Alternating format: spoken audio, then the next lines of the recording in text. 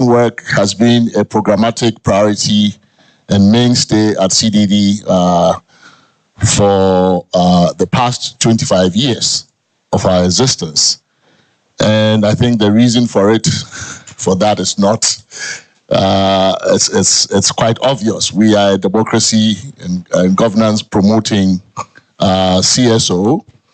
And while we admit that elections do not democracy make, it's of course obvious that you can't have a democracy without elections either.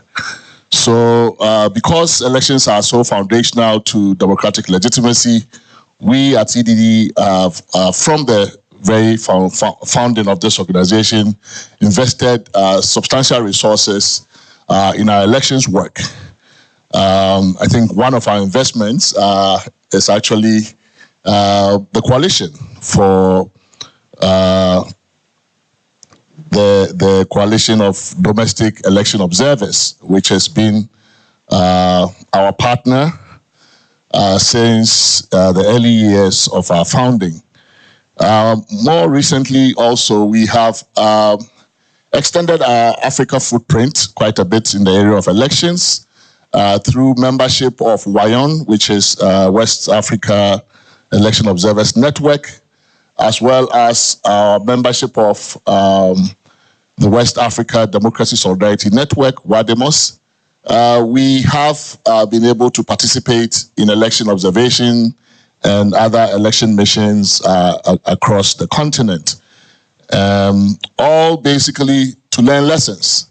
So even though elections are usually a one-day event, preparations towards making elections free and fair actually almost a never-ending activity.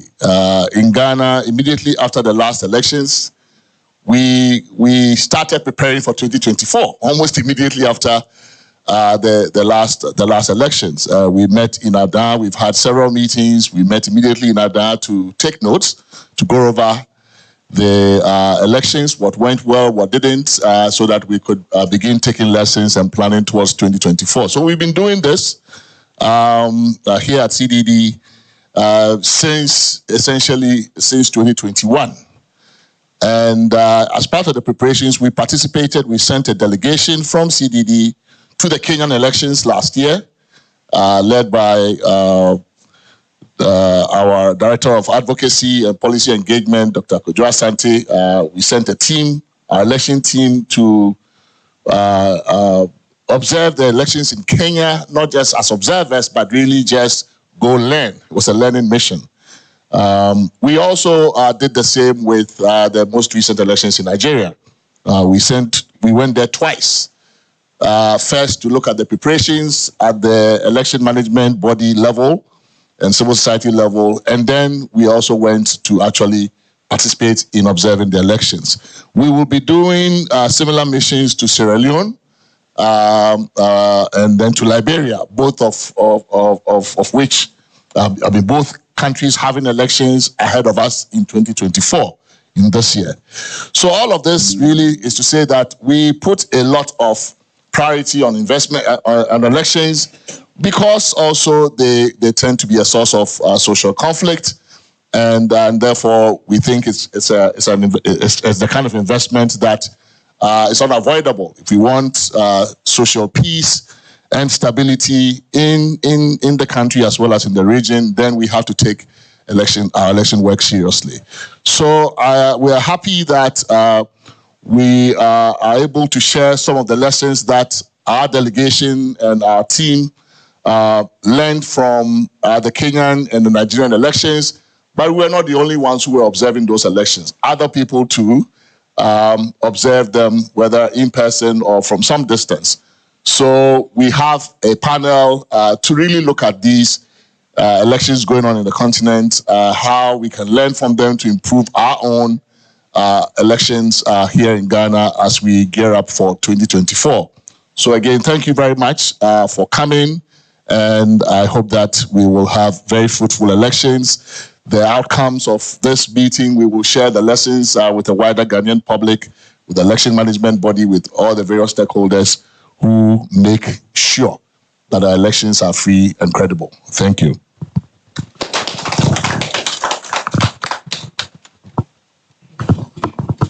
Well, thank you very much, Prof. Prempeh. Okay, so next on the bill, I would invite Dr. Edward Amprechum, who is representing the UNDP resident representative, to come in and give his remarks. Thank you very much.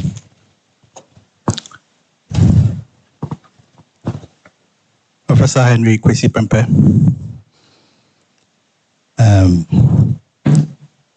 Sheikh Arimiel Shaibu, Acting Cordio Chair, Professor Miranda Greenstreet.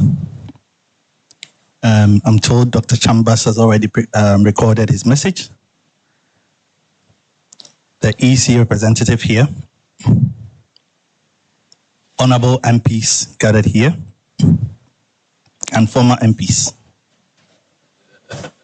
political party representatives, partners from the development partner organizations, media, all protocols observed. Good afternoon.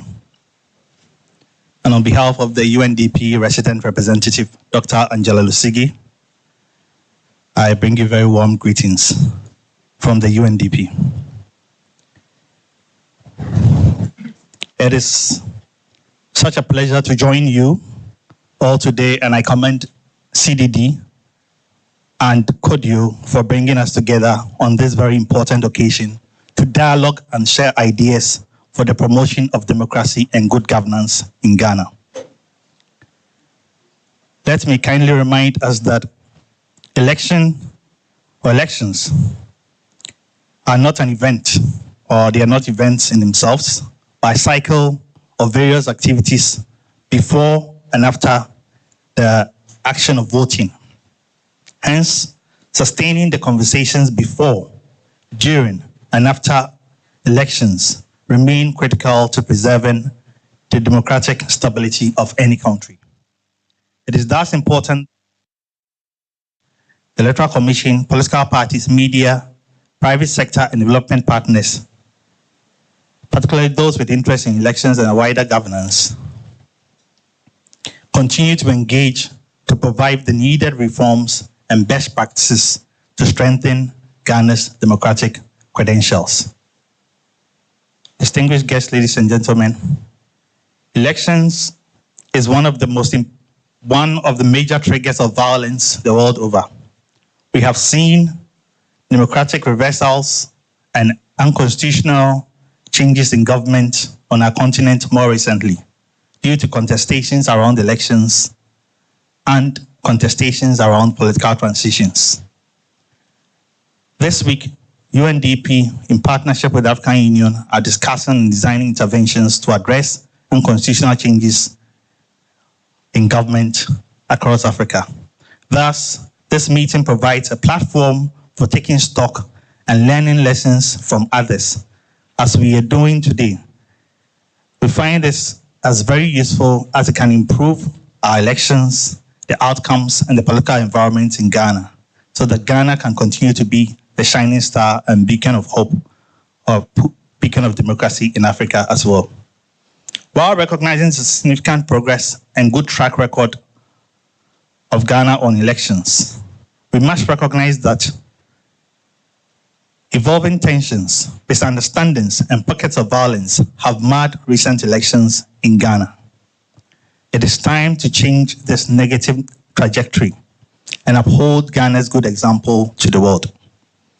I therefore wish to call on everyone to commit to dialogue, building consensus, and peaceful means of resolving differences, and create the future we want together. For us as UNDP, this is one of the central planks of our new country program document, 2023 to 2027.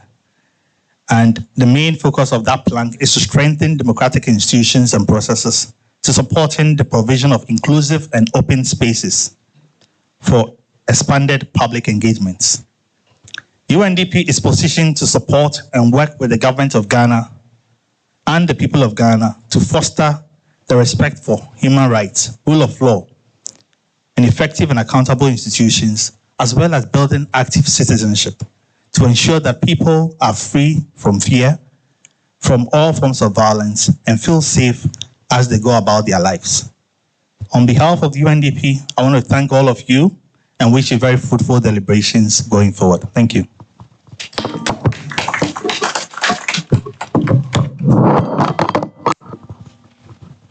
Thank you very much, Dr. Amprechum. Now we move on. So I invite Sheikh Amiyal Shaibu, who is the acting chair, co-chair of CODIO, to also come and then give us brief remarks.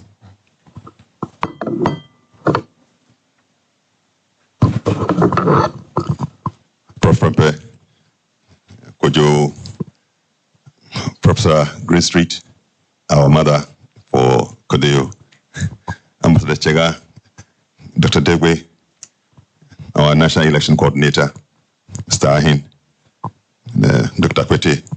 See, I'm able to move around to see all my friends here. If you permit me, let me greet you in the usual way that I do, but I'll make it very short. Assalamu alaikum. Very good. I like the way people respond to it. Yeah, let me say I'm grateful for the opportunity to make a brief remark on this very important occasion. And the subject for our meeting, with respect to its importance, is very obvious to all of us. Alternative to other forms of change of government, those that are violent, for example, a coup d'etat, insurrection, and other forms of violent means by which we change governments. You need a certain legitimate process that also legitimizes the transition that underpins the change of government. And so for us, election is key. But that which defines, or a qualitative election, I mean, that which defines the quality of an election to make it acceptable is what CODIO stands for. We seek to promote free, fair, transparent election. We seek also to check against fraud. Anytime there's any fraudulent election, then you can see the reason why some people will challenge the election. And now the challenge of election is becoming a problem, because even if you go to some of the courts, then some people will tell you, even the court that for electoral adjudication we do not trust. You'll notice that even in this country, sometimes we have received our own warnings that a political party will tell you that, look, given what has happened, we are not prepared to go back to the court. It means that we don't trust the system. If we don't trust, then what happens to us? This is what even makes it incumbent for us that the electoral processes are made so legitimate and tight to ensure that nothing untoward happens to it, so that election results can become acceptable to all. Whoever wins an election wins it legitimately. If whoever loses election legitimately. And there's no need. Like it's been said, in most of the countries, fraudulent election has been at the heart of the violence that has been visited on nations. Our election is just around the corner. 2024, I say, is here. And so, therefore, from CODIO angle, we have traveled. I've had opportunity. I've traveled to Liberia to observe elections. Gone to Nigeria. We're together at Kenya. The latest Nigerian election is the one that I did not go. And so you see how we are spreading our tentacles through what we call the WAYON, that West Africa Election Observation Network, and helping us to move around and ensure that elections are very accountable, they are transparent, they are free, and allow people to cast their votes. No one should be disenfranchised. And all these has to at the heart of the processes that will ensure that election results are legitimate and acceptable, and that also contribute to the peace and stability of our democracy. So I will not talk plenty. I want to thank you all for coming and hope that we are going to have a very, very insightful deliberations coming from Kenya and coming from Nigeria. Thank you so much. Sheikh, thank you very much for your remarks. Okay, so I think Dr. Amprechum alluded earlier on. We had been in contact with Dr. Ibn Chambers, the former head of UNOWAS, and he had agreed, and in fact, he agreed to be the chairperson for this roundtable discussion. But however, just somewhere the latter part of last week, he had to be called in for a UN high-level panel on the Sahel, a meeting, and so he's out of the country and then cannot be here in person for this event. But however, he recorded a message that we would want to play for us all to be aware of the message that he has for us. And so let's watch and then listen to him.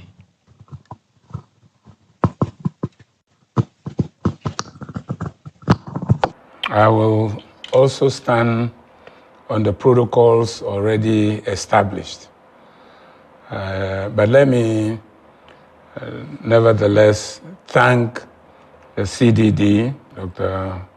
Kojo, for convening this important roundtable and for asking me to chair it. I am indeed honored.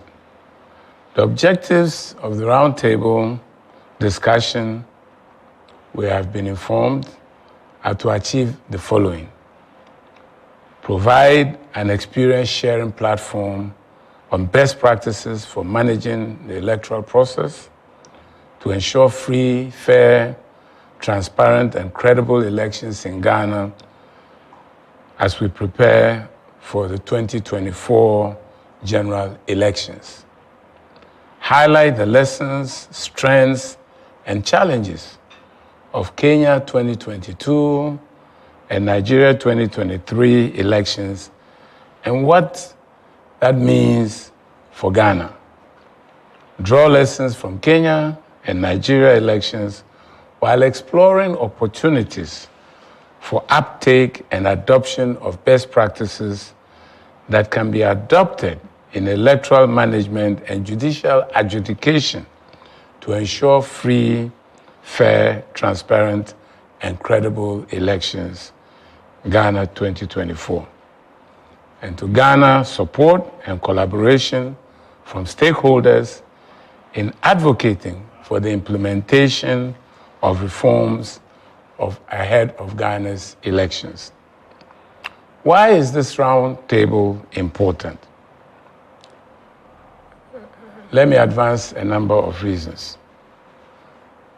Ghana ranks higher than Kenya and Nigeria on most democracy league tables. With the Mo Ibrahim Index, for instance, Ghana has always outperformed Kenya and Nigeria.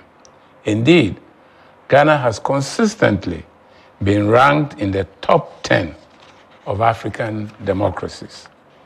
The expectation then is that Ghana will draw the right lessons from Kenya 2022 and Nigeria 2023 elections to improve and indeed to maintain its standing with regard to electoral democracy in 2024. According to a number of analysts, Ghana has not been immune from the democracy backsliding being experienced in Africa. A recent report by Mo Ibrahim Foundation, for instance, notes that the Gambia and Seychelles are the two countries that buck the trend. Seychelles, for instance, has gone from being ranked 5th in 2012 to reaching 1st in 2021, recording year-on improvements. The Gambia, on the other hand, is reported to have made progress in civil society space, freedom, and fairness of election, digital rights, and media freedom. Meanwhile, we're informed Cape Verde, Ghana, and Mauritius have all recorded a deterioration in participation as well as large declines in rights for both Ghana and Mauritius. This naturally raises concern for all well-meaning stakeholders, such as those of you gathered here today. I would imagine that you all want Ghana to be among the countries to record progress in democratic consolidation, not a decline or a reverse. There has also been a worrying increase in election-related violence. Prior to the 2020 elections, the threat of vigilante groups to the peaceful conduct of the elections was at the center of national discussions. Though the threat receded, nonetheless, there were 8 deaths recorded during the elections, the highest ever during the Fourth Republic. I was pleased, therefore, to learn that only this week, a few days ago, the IGP, Dr. Dampere, has met the leadership of the NPP and the NDC to discuss the establishment of a police election secretariat, which will from now on till 2024 work with political parties and other stakeholders to prevent conduct or hate speech likely to incite violence. This is a step in the right direction, and we hope that this will actually become reality. In this regard, the police and security agencies must not only act firmly, fairly, and professionally, but they must be seen to do so and to be neutral and even-handed in their operations. Violent extremism and terrorism are existential threats to many countries in our sub-region. We must stay on the path of peaceful, non-violent elections as a mode of selecting our leaders and shun election-related violence as our contribution to preventing radicalization and extremism. Now, returning to the case studies of Kenya 2022 and Nigeria 2023, I shall briefly comment on the latter. I was not in Kenya, so I shall leave that to the panel members and others who followed it more closely. Suffice to say that at the end of the day, our Kenyan brothers and sisters acquitted themselves creditably in the peaceful conduct and outcome of the 2022 elections. In particular, the timeous and speedy adjudication of the disputes and the respect for the rule of law that was demonstrated by all parties. Even on Nigeria, I shall only make perfunctory remarks because I see Dr. Emmanuel Akwete is on the panel. He was my colleague on the Commonwealth Observer Mission to Nigeria 2023, which was led by former South African President Thabo Mbeki. Emmanuel and I used to exchange views, share notes, hang heads, so to speak, on a daily basis. And I'll leave him to speak to the findings of the Commonwealth Observer Missions, of course, in his personal capacity, and provide details of what he observed that could be beneficial to our context, and of course to today's discussions. I shall only make 4 points. The first point I should emphasize is the importance of building wide consensus around electoral laws, processes, procedures, and election day activities. In Nigeria, this was attained through the Electoral Act of 2022, signed into law on February 25, 2022. It was adopted with bipartisan support in the National Assembly and under the impetus of Nigerian civil society, which actively advocated for many of the innovations in the laws relating especially to the application of new technologies to enhance election transparency and integrity. Because of the extensive consultation undertaken prior to and during the consideration of the bill in the National Assembly, all relevant stakeholders embraced the new Electoral Act and believed it was ushering in a new dawn in the conduct of elections in Nigeria.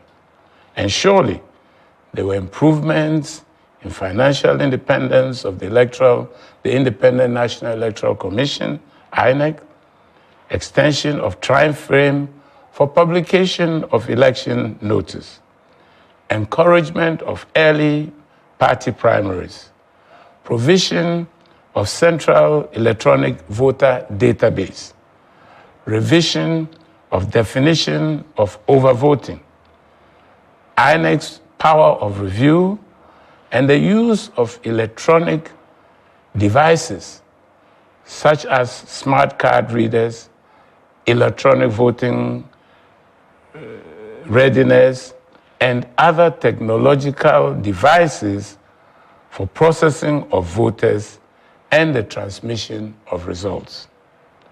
The second point stems from events that have just unfolded from the state-level elections of March 13 and April 15 in Adamawa State.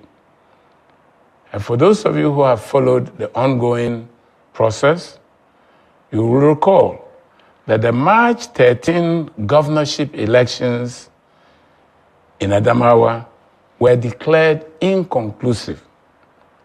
They were conducted in 20 or so local government areas on April 15.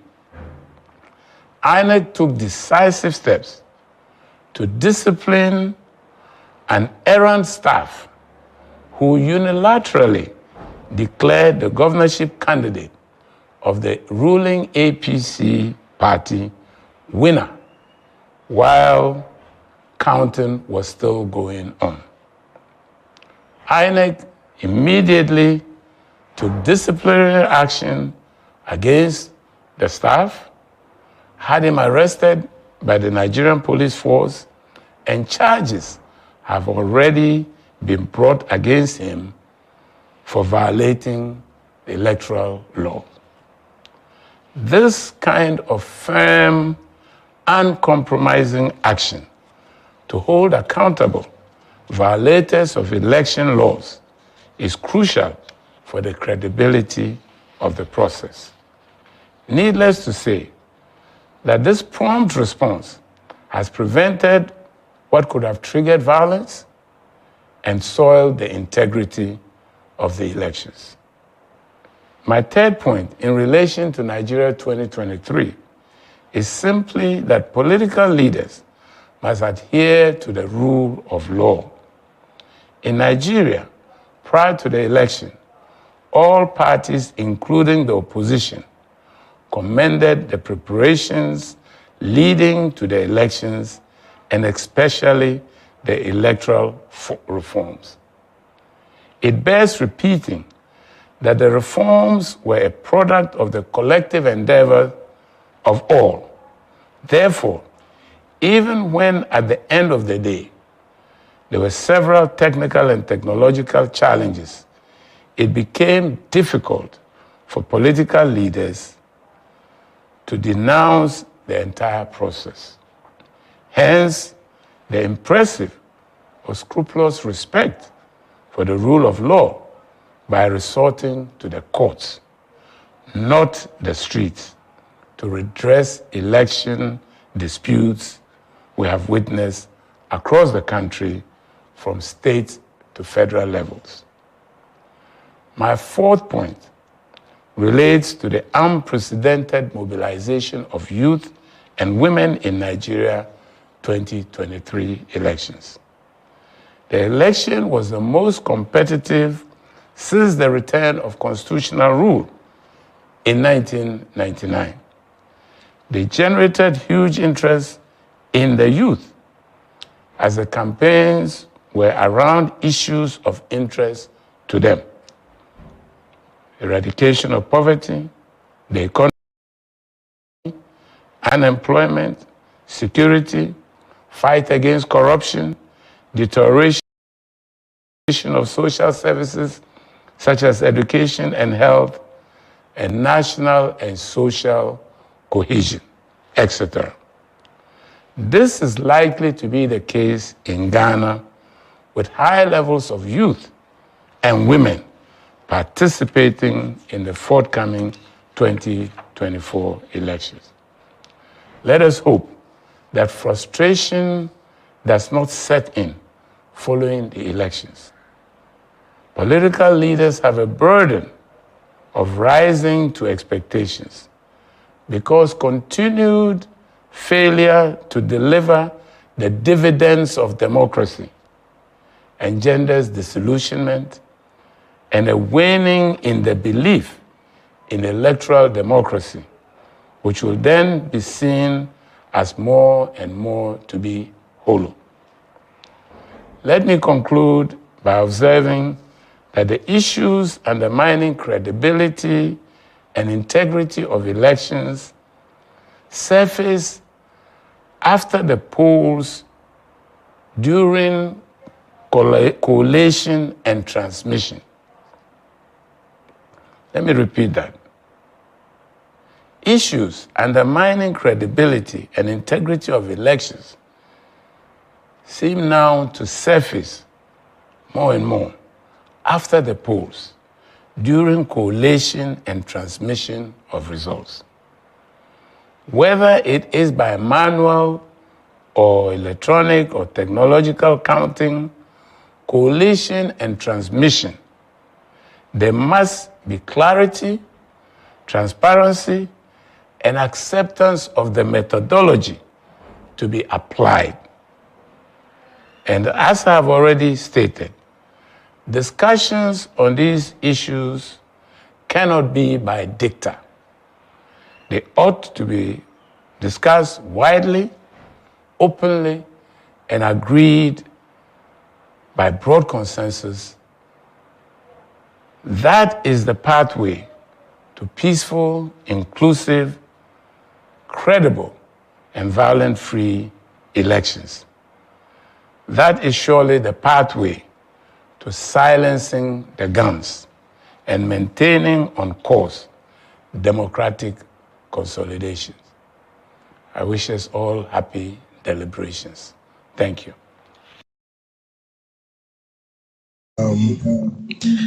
Dr. Chambers is here with us in spirit, and the message was well delivered. And so that sets us up for the next phase of our conversation.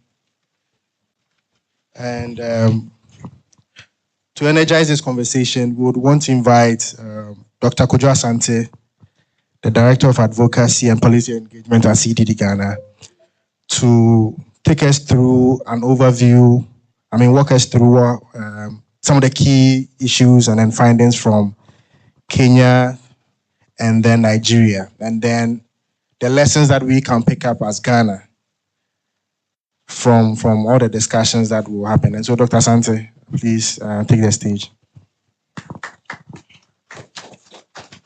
Thank you very much, Mausi, and a good afternoon to everybody. Professor Prempeh, Prof. Greenstreet, Sheikh, all protocols observed. There are many, many faces that need to be recognized. I'm really happy that we are all here today. I also want to greet my friends Mule and Cynthia from Yaga, Mule from Ilog, and Bernadette from National Election Watch in Sierra Leone, who are online, and I also saw Mr. McMenu online, who was also in Nigeria. So greetings. I'm sure when we start the panel discussion, we can talk some more. Thanks also to my colleagues who helped me prepare this presentation, Mausi, Alikem, and Joseph. So I want to just, the very 4 parts that we're going to go through, an overview of Kenya first, in terms of what we observed, and then in Nigeria. And then we can shift our focus to Ghana and look at the agenda for reform and how the lessons from Kenya and Nigeria can inform our interventions for 2024. So I think, this is something that Professor Prempeh mentioned and other speakers have mentioned. Elections are a necessary condition, but it's not sufficient for democracy to thrive. But it's still the viable means for selecting our leadership, our succession, and also the legitimacy of the governments that emerge from that process. So the 2 countries that we are drawing lessons from are not small countries, both in population size, in terms of their economy, their budgets, and so on. And I think for both elections, for those of us who were in these 2 places, it was clear that how they navigated that electoral process was going to determine, how the region, the sub-region, was going to move forward. So I was telling my friends in Nigeria that we don't have the accommodation to receive Nigerian migrants if the election don't go well. So they should just make sure they manage it, because we already have problems where we are coming from. So I think that message, went down very well. Just to give you a quick snapshot of our approach to the mission. So in Kenya, we went there as Wayon. Wayon deployed about 20 people from different observer groups in West Africa for that mission. And we actually targeted young mid-level professionals in these organizations who may not have had enough exposure with elections in Africa. And I think it was a good engagement. And then for Nigeria, Wayon also joining WADEMOS, the West Africa Democracy Solidarity Network, we're also able to put a team together to go and observe the report. And the WADEMOS report on the Nigeria elections is available on the website, www.wademosnetwork.org. If you have time, you can look at it. These are just some pictures from Kenya and Nigeria from the teams that went to observe. Quick, for Kenya, if you don't know too much about elections in Kenya, I just wanted to give you some fun facts. So the elections are governed by the Kenya Constitution of 2011 and the Elections Act of 2011 as well. And the other legislations on party financing, political parties, boundary demarcation, electoral offenses. In Kenya, there is a separate organization, institution that oversees party regulation, that oversees party financing, and so on. So there are all these legislations, quite detailed legislations, that came out of the 2010 constitutional process. There are 349 members of Parliament, the National Assembly. 290 of them are elected first past the post. You have 47 women who are elected from 47 constituencies, part of the affirmative action process there. And then 12 members nominated by represented political parties in proportion to their members to represent youth, persons with disability, and workers. So their system is like a mix of the first past the post and proportional representation to accommodate the interests of young people, women, and other minorities or marginalized groups. The president is directly elected by adult suffrage. The winning candidate must receive more than half of the votes cast and at least 25% of votes cast in more than half of the counties. There are 47 counties. So Kenya is national and then straight to local government. There is no regional, in the middle. And then, of course, if there's no majority, you have a runoff. The IEBC, which is the Independent Electoral and Boundary Commission, is made up of 7 members. They are recruited by a diverse selection panel, which is a parliamentary select committee panel.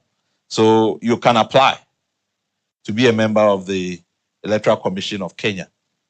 And actually, there's a process that's currently ongoing. I think there are about 900 and something applications for both chair and then members of the commission. And they go through a vetting process, a selection process, and then it's approved by the National Assembly before an appointment by the president in consultation with the, I think when Raila was there or something, they had the prime minister there. But at least it goes through quite an elaborate process. Elections are held concurrently. And Mule, if I made any mistakes, please note it down so that you can correct. We don't want to give false information to Ghanaians about the Kenyan process. I added this information because I think these things are important. There is a 60-day campaign period for both presidential and National Assembly. So in Kenya, there's a campaign period, official campaign period, which is 60 days. The parties involved, you had Azimio La Umoja, which was Raila Odinga's cobbled together coalition. And then you had William Ruto's Kwanza. And then you had some other players, an interesting one, George Wajakoya, the Roots Party. They were kind of added to the numbers. All right, so some issues ahead of the election. When we were there, it was very clear that young people were quite frustrated with the electoral process, and there was all indication that there was going to be voter apathy on the part of young people. Some of their complaints was, of course, to do with the economic situation, but they also felt excluded from the parties. They thought that what the candidates that the parties were offering just did not kind of reflect their own desires. They wanted to see something new from the electoral process. And because you also had this coalition process going on, it means that really there was no alternative outside of these two parties for people to engage in. But of course, there were other young people who also were very much happy to make choices. On electoral reforms, there was a lot of uncertainty with Kenya's implementation of the reforms in the lead up to the election. Because of the 2017 dispute, the Supreme Court laid down a whole host of things that needed to be changed. And weeks before the election, Parliament rejected the IEBC recommendations, which was meant to address some of the problems in 2017. Now, particularly among the proposals was to revise the protocols for presiding members who at the polling station who were without 3G network, because by Kenyan law, the electronic transmission of results was by law. And there, from 2017 was one of the big issues that because people didn't have network, or they said they didn't have network, they moved from the polling station to go and try and send the results. And then, of course, there was all kinds of commotion. So the IEBC, there was about 11,000 areas that were identified. The IEBC, before the election, was trying to amend the law to allow for the presiding officers to be able to, undertake that process, move from the polling station to find a place where they could send the results onto the portal. Now, but that was rejected. And there were a couple of, very important things that were all rejected. Parliament claimed that the information was in error, whatever. It was sent a year ago, but they sat on it and eventually they rejected it. So whatever the Supreme Court had declared was what was going to apply. Also, there was a lot of court rulings, a lot of court cases in the run-up. Particularly one that was a worry was a Court of Appeal ruling that came just a day before the elections, disallowing the use of manual register at polling stations. So the rule is the KIMS kit, which is, in our case, what we call the voter verification machine, was what you use to verify voters. If it is disabled and you can't replace it, you revert to the manual register. Now, you could use these manual registers, and people thought, well, they could just use it together, and not that it has to be a replacement if you cannot replace the KIMS kit. So a day before, the IEBC had not sent these registers out because there was this understanding that maybe they might use it, they might not use it. So I'm sure some of the people who went to the polling stations, there were places where he didn't have the manual register. But a day before this came, and then of course they were trying to find ways to make sure that they complied with the.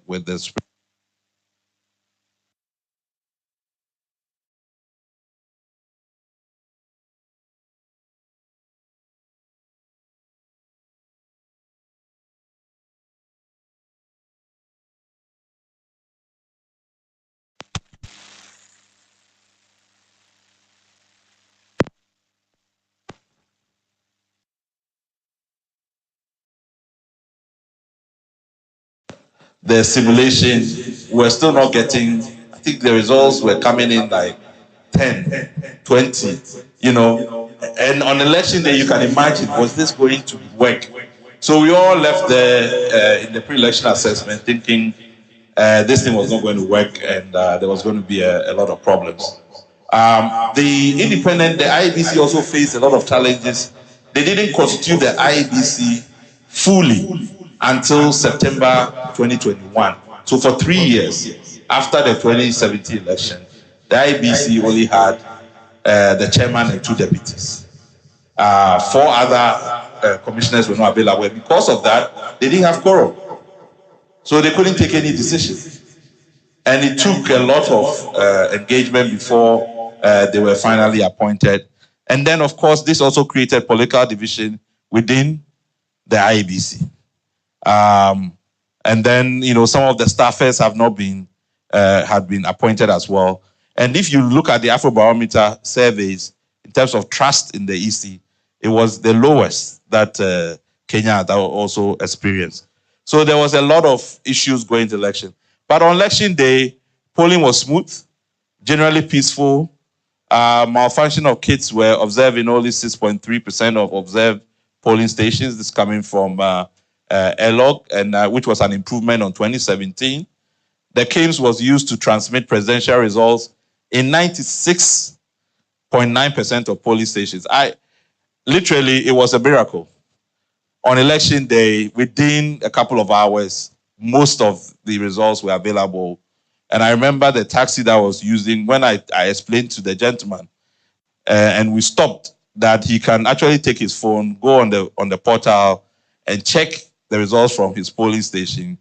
And we went through that. He was so surprised, so you could see sometimes the confidence that these kinds of processes, when they go well, can build for citizens.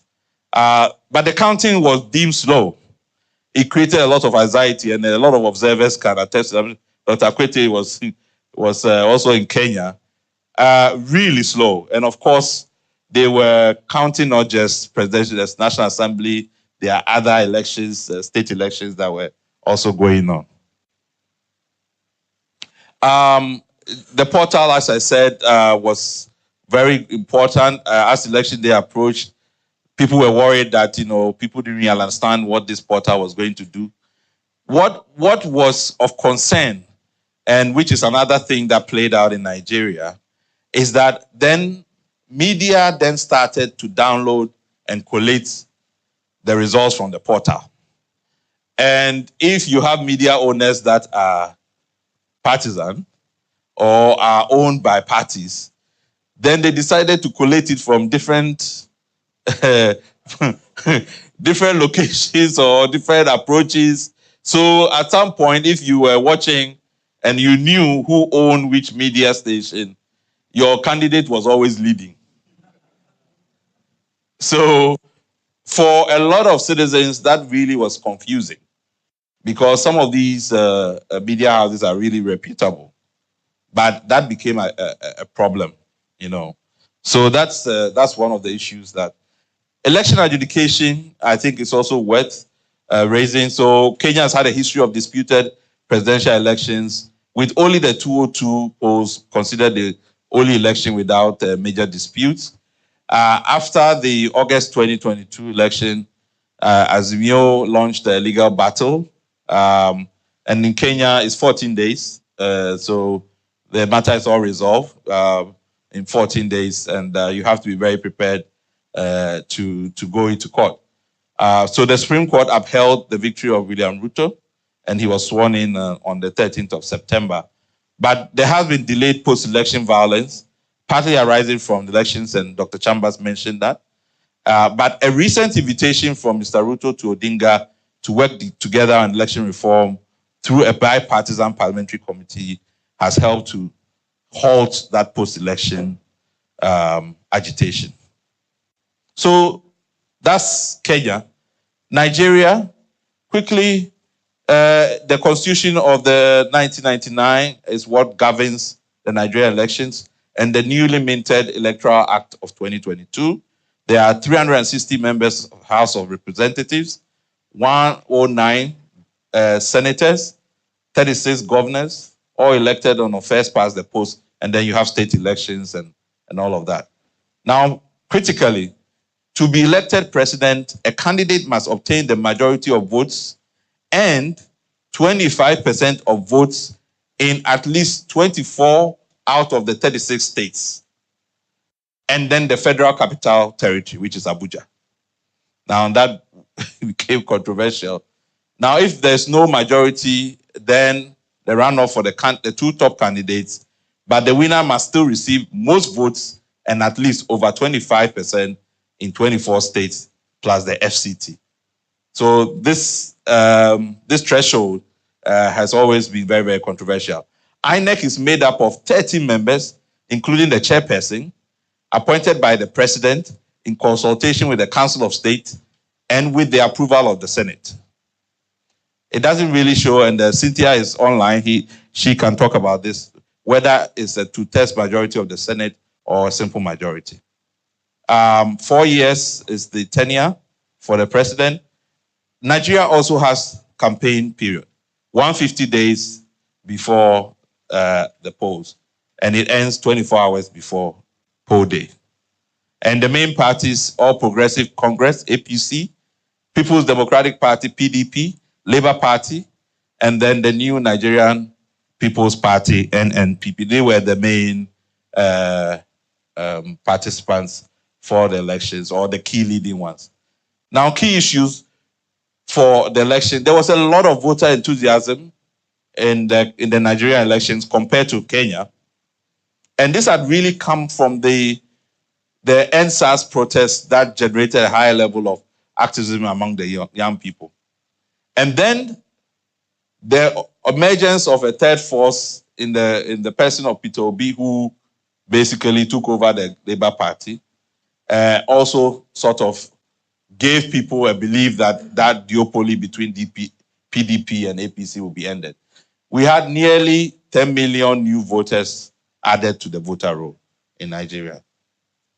The electoral reform, we've already talked about the 2022 Electoral Act, which gave a lot of advantages to INEC. INEC was able to do its work very early, got its money was able to, get its logistics in place compared to, previous elections. And then for the first time, you had clear legal backing for the use of technology, particularly the results transmission and collation. Now, the other issue was that there was a lot of issues with the appointment of commissioners to the Electoral Management Body. So the Senate of Nigeria rejected some persons nominated to serve as national commissioners of INEC. CSOs also kicked against the appointment of Ms. Loretta Onochi, who was an aide to President Buhari and a member of the All People's Congress.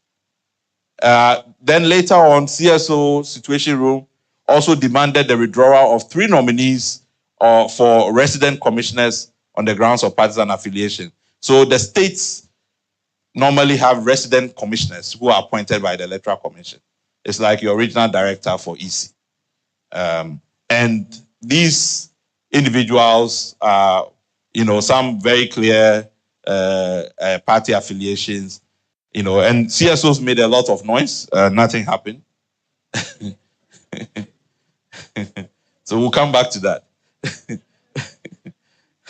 There were also issues like fuel and naira shortages in Nigeria, and this was really, really terrible. I mean, literally, you could not find money to do any transaction. And if you had to use electronic systems, you were having network problems, and I mean, it was really, really bad. So the impact, and I'll leave it to Cynthia to talk more about that. So you didn't have fuel to take you from place to place, and that was resolved at a certain point. But then when the naira shortages hit, you couldn't find money to buy the fuel, even when it was there. So that became another. And then challenges with people retrieving their permanent voter cards, the PVCs. So you had 87.2 million Nigerians collected PVCs out of the 93.4 million registered voters. And INEC emphasized a no PVC, no vote. So in Nigeria, you can only verify your identity, even though you can use your fingerprint, facial recognition, all of that. If you don't have your card, by law, you are not qualified to vote. Doesn't make sense, but that's what they wrote in the law. And then INEC, on interpretation of laws, INEC did not provide an interpretation about the classification of the Federal Capital Territory as a state or not. So, as you said, the threshold, 25% in at least 24 states, plus the FCT. So, I think in Bola Tinubu, only got 18 point something in Abuja. So the question was whether or not he satisfies the threshold. Because this matter had bedeviled Nigeria in the past, and the INEC said they were going to issue a position on it. They never issued a position, and the election has come, and now it's going to be another point of controversy. And then there was this other issue about what they say the margin of lead.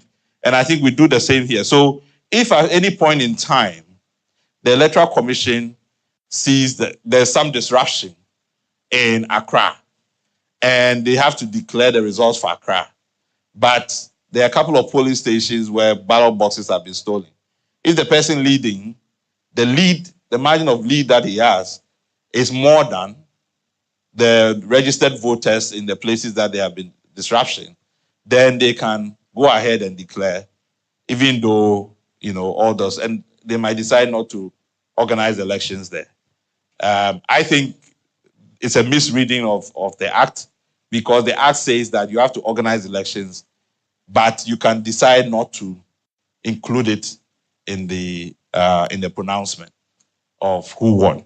But this was another issue, and we'll come back to that. Then, of course, climate of insecurity, particularly in the Northeast, there were serious issues about agitation, secessionist agitation, the IPOP in the Igbo areas and so on.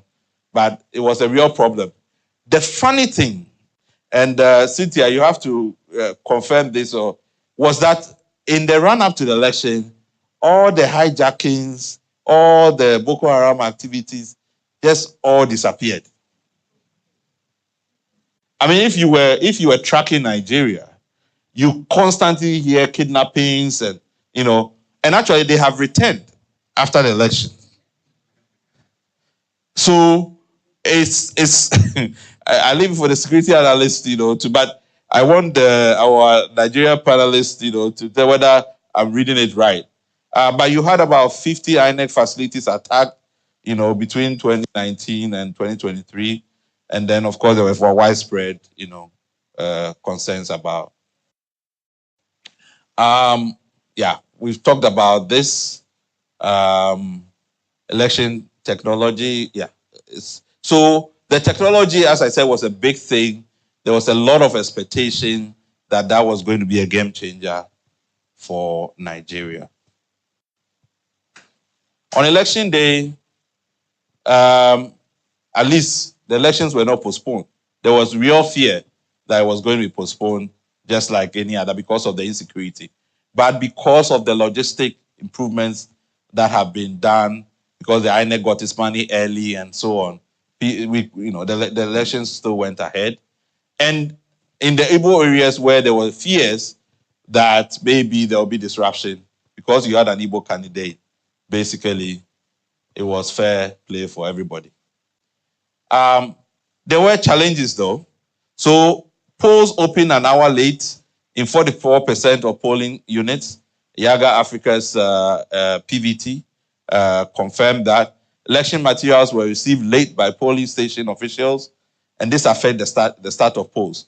I was in the PVT, room, and I was just watching. There was in the southeast for hours, not even one single report that anything was going on. So it was really worrying that in certain parts of the country, either electoral officials, they decided not to turn up on time, and some were opening as late as 12 noon. Meanwhile, the closing was 2:30, right? And which meant that at 2:30, you had queues, long queues of people who were in there trying to vote, some waiting till the wee period of the night to try and vote. And then you had challenges with the congestion of polling stations. So the INEC had tried to reduce polling station sizes to, I think, about 700 or so, some of it later on. And of course, they didn't really tell anybody. So a lot of people went there and they realized that, well, their polling station was in B or C. And that problem we have, the list is alphabetical order or it's in some order. So a lot of people also experience that, particularly in urban areas.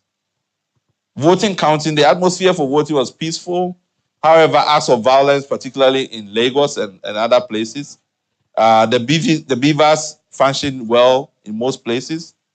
But capturing the polling unit results onto the IREF, the viewing portal, became an issue.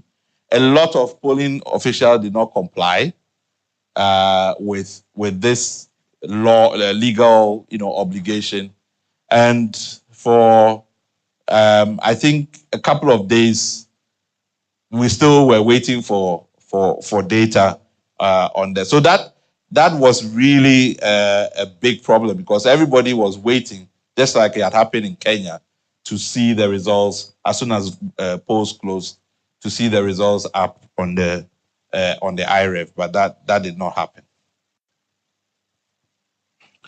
Election disputes. So by 23rd February, there were at least 1,250 pre-election cases. Among them, you had at least 600 in the Court of Appeal, 80 appeals to the Supreme Court. I mean, can you imagine an electoral commission having to handle the push out of the electoral commission was you should just leave them to do, because you cannot even find the lawyers to represent you in all of those places. But there was a lot of cases in the run-up to the election. And most cases were to do with party primaries.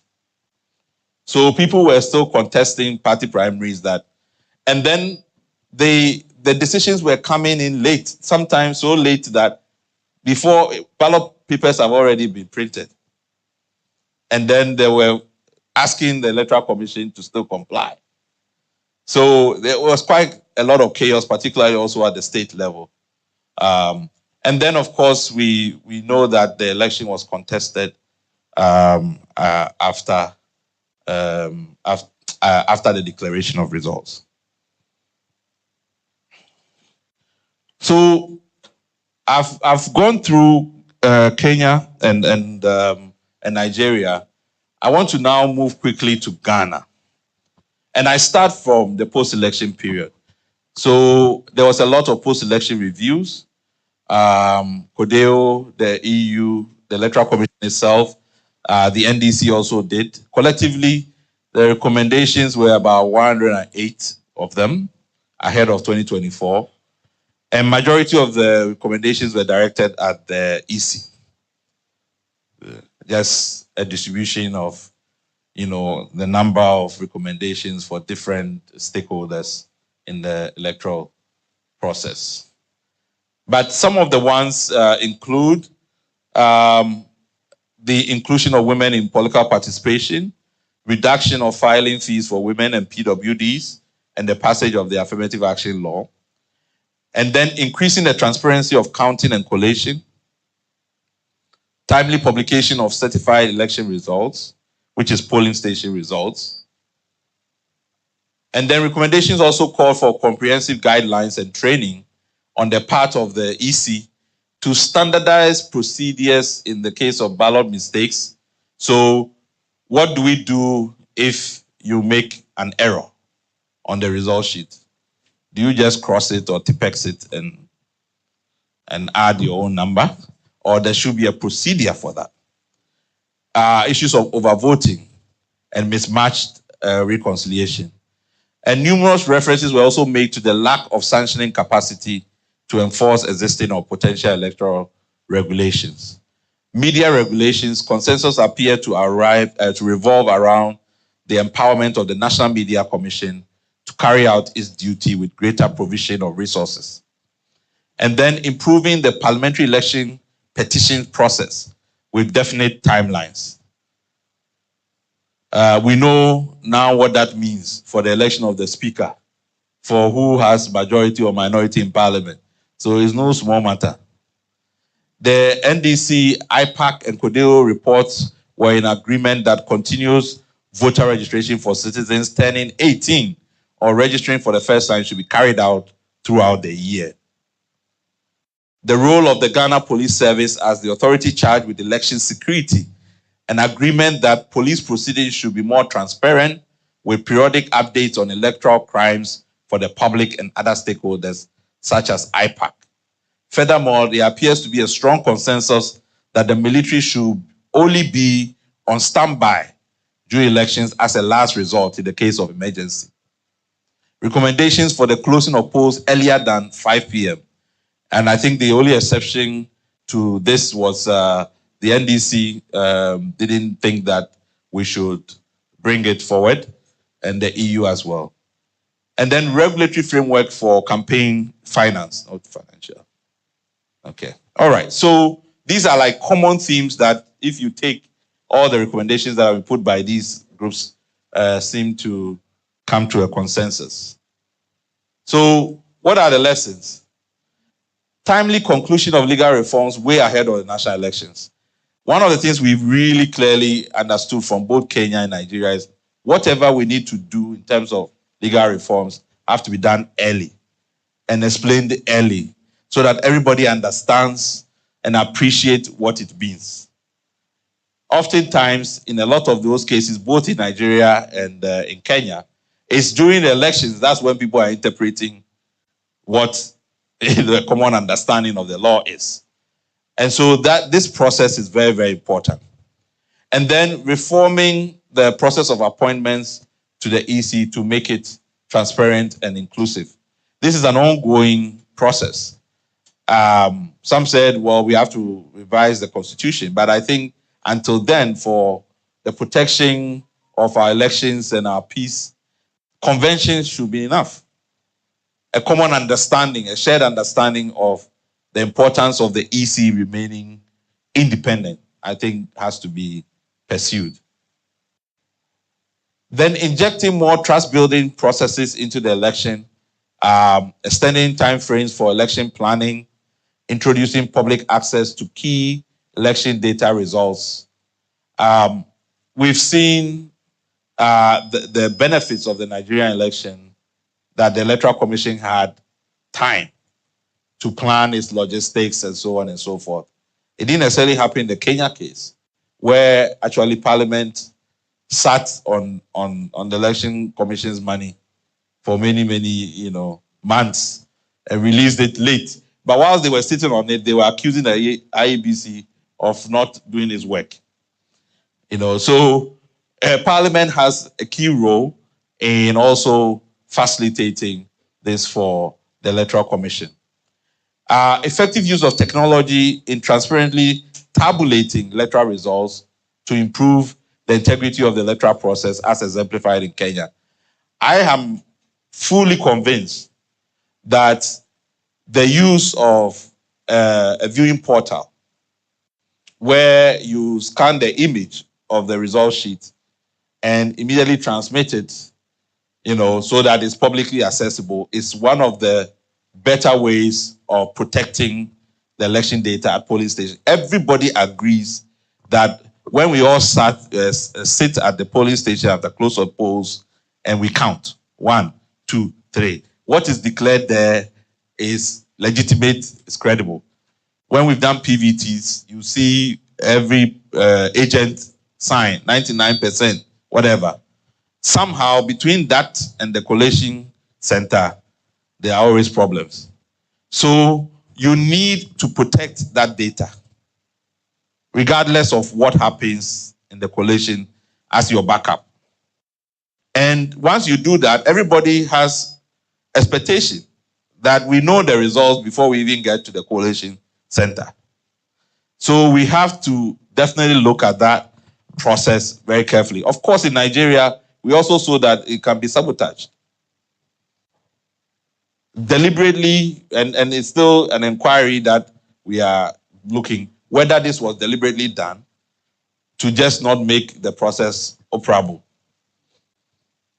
So that is still something that we are waiting for.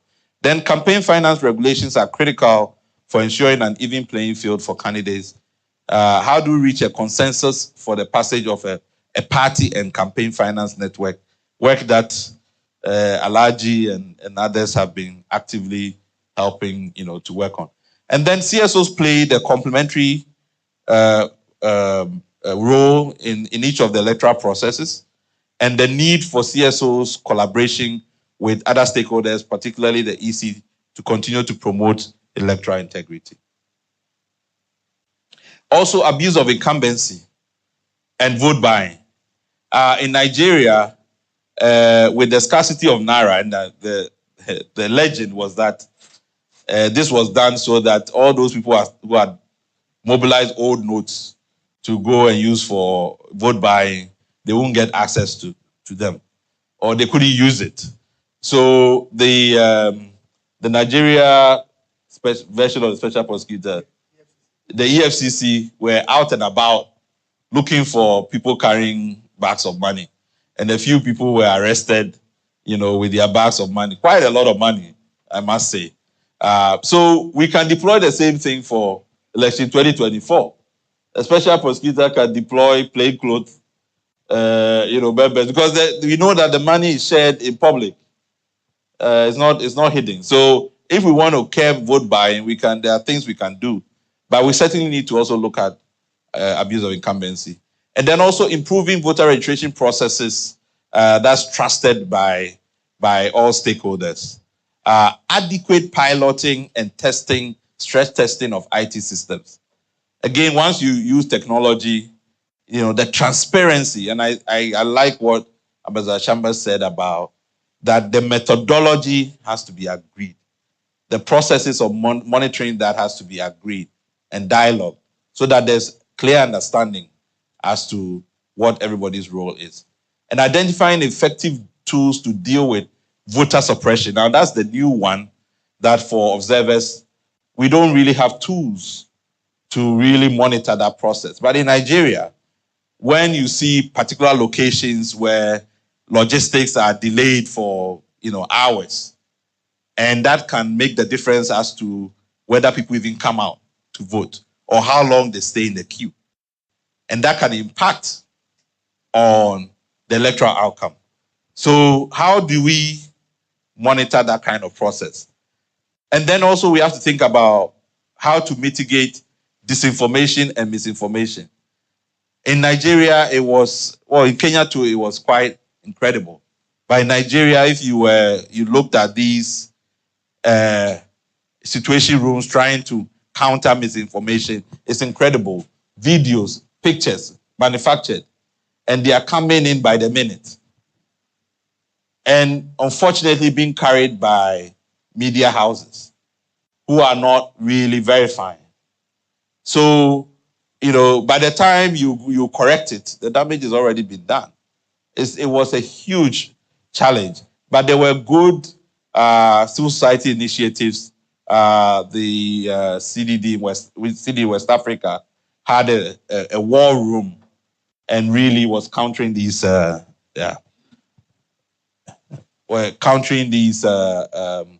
information disorder that was going on. And then also working with media on how to process data for electronic results viewing portals. I think it's very, very important because of what happened in Kenya. And then enhancing security operations of the elections. We have to review the deployment of the army and security forces before, during, and after elections. I think it's key.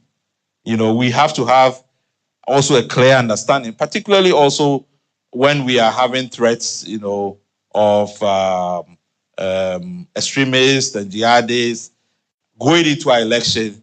I think there has to be a balance as to how these resources are deployed on election day so that it does not generate certain narratives. But just one point I didn't add, which I want to put on the table so that maybe the panel can also discuss. One of the things we've seen is that almost every election is disputed these days. So there's more cases going to the courts, but there's no shared understanding of what we mean by free and fair elections or whether an election is valid. You are seeing the jurisprudence that is emerging from the courts, different ways in which it's been approached in East Africa, Southern Africa. We've seen it in Malawi, in Kenya. We've seen it in Nigeria.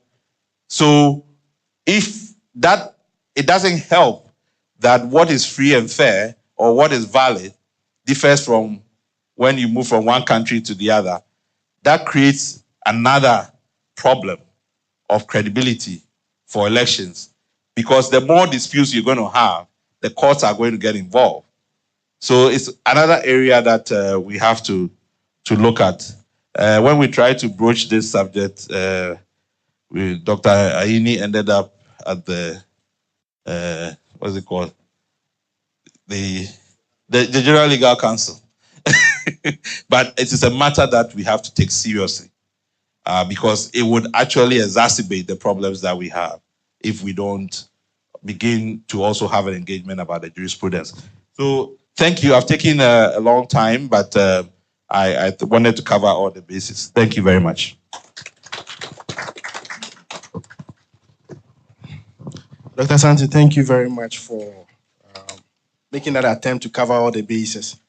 Now we would go into the panel discussion. We want to go into the panel discussions where we can then bring on board some panelists online as well as panelists from within Ghana here. But then I would leave our moderator to do that introduction. So our moderator is Mr. Samson Ladi Ayenini, who is a Ghanaian lawyer and a journalist. He hosts Joy News and Joy FM's Weekend Current Affairs News Analysis program, Newsfile. He also hosts the Law on Joy News to educate and empower citizens on their rights and responsibilities. He was also a BBC correspondent reporting on a wide range of issues with emphasis on human rights cases. Mr. Anyenini is a good governance, anti-corruption, rights advocate, and contributes to critical national issues. Please, let's give it up for him as he takes his seat on my extreme right.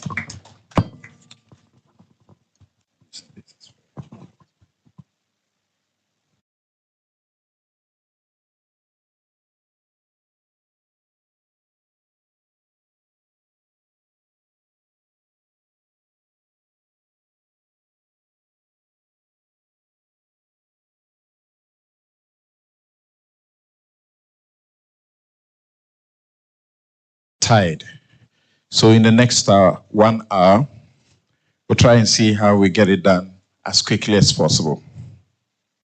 So as we understand, we need to get to this so that the needed lessons that have to be taken will be taken.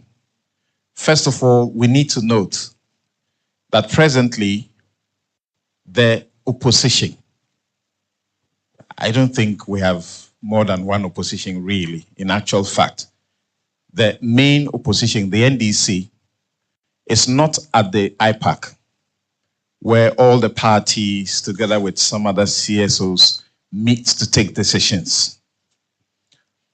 For some, they can go to hell. Well, that may obviously not be good for us.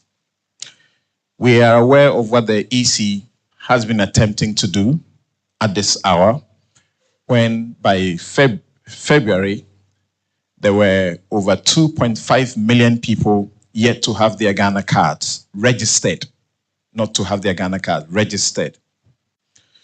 And yet, there is the attempt to pass a law limiting the identifier for registering to receive a voter ID card to a Ghana card. There are germane issues being raised. And as you know, there's been fresh appointments to the Electoral Commission, and partisans have been appointed. You may say, well, it doesn't really matter. The president is right that it is the voters that matter and not those who count. All of these may not work, may work to affect what happens. So I believe that is why it is very important to have this discussion this afternoon. Without much ado, let's welcome our panelist, Dr. Emmanuel Akwete, Executive Director of the Institute for Democratic Development. Thank you very much. Please take your seat here.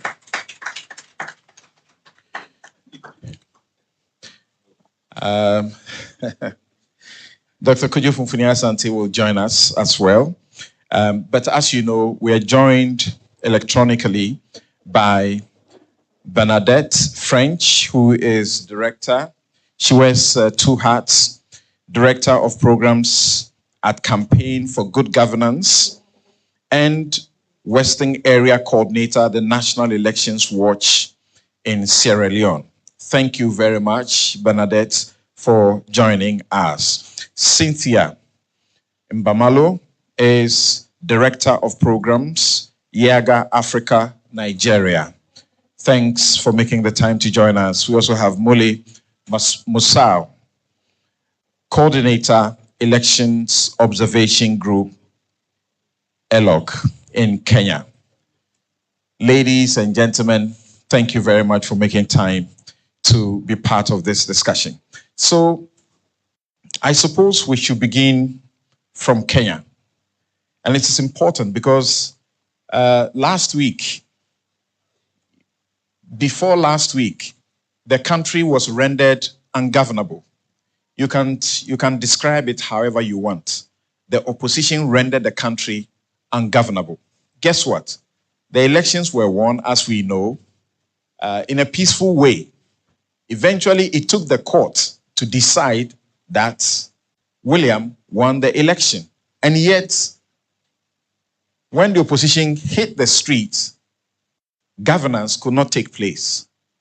So Kenya has been forced to have a bipartisan parliamentary committee, also from outside, to ensure that certain things are done right. And central among the issues has to do with elections.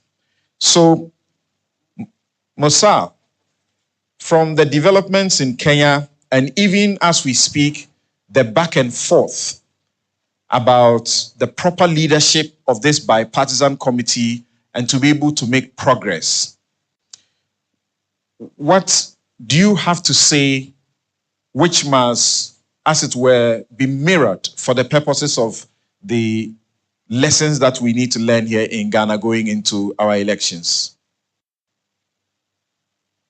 Thank you very much for having me in.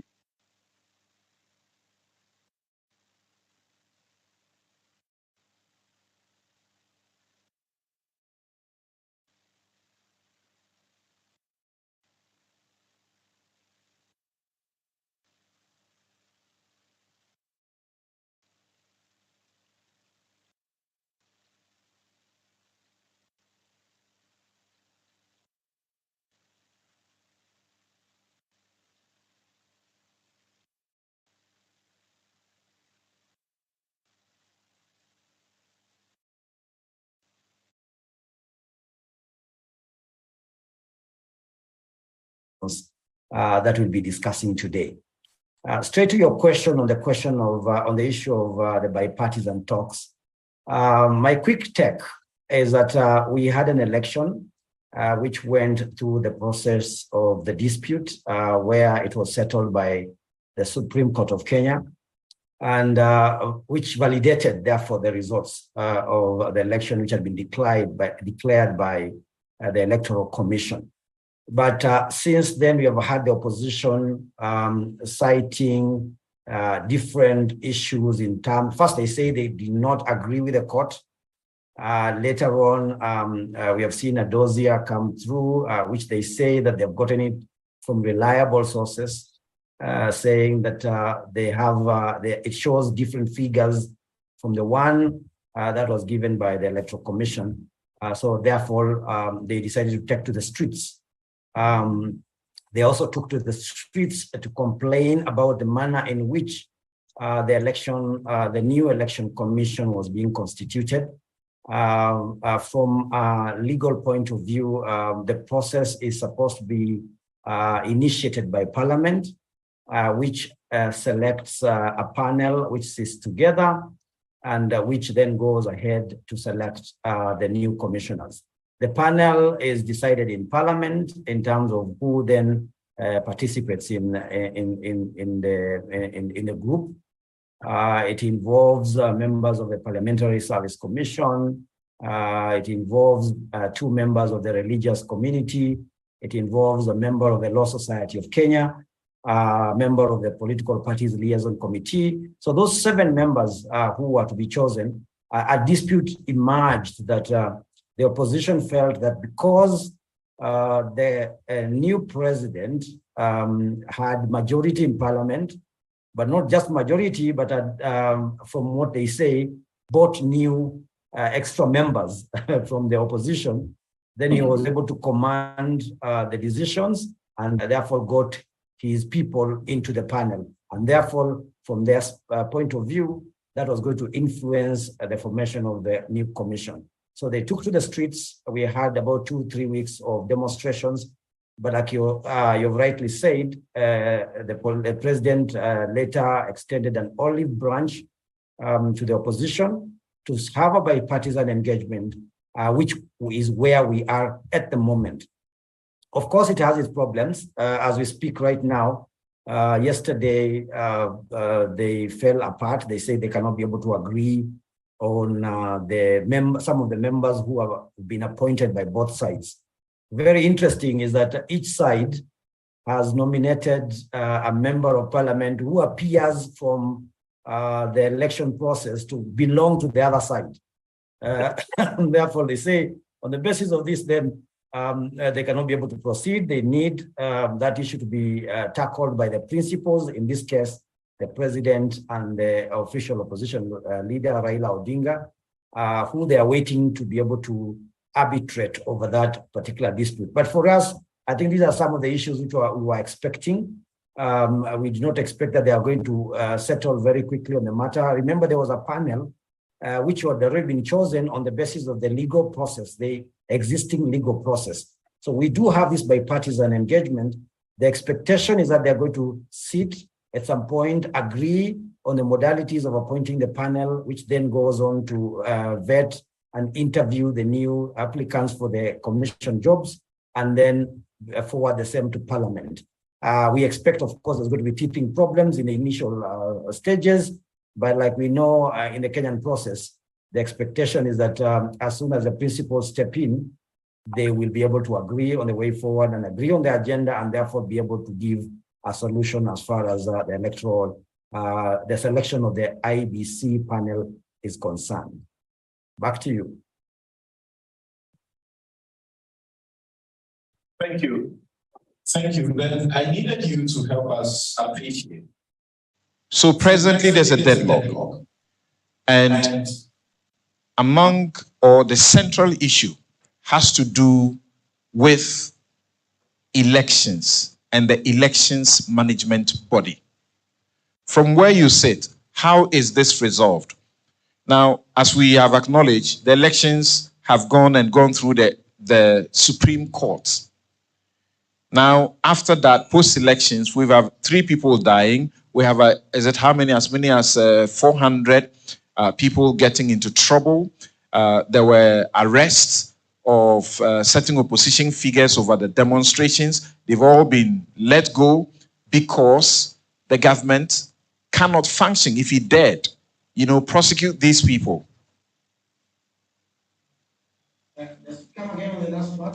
Yes. The central issue has to do with elections and the election management body.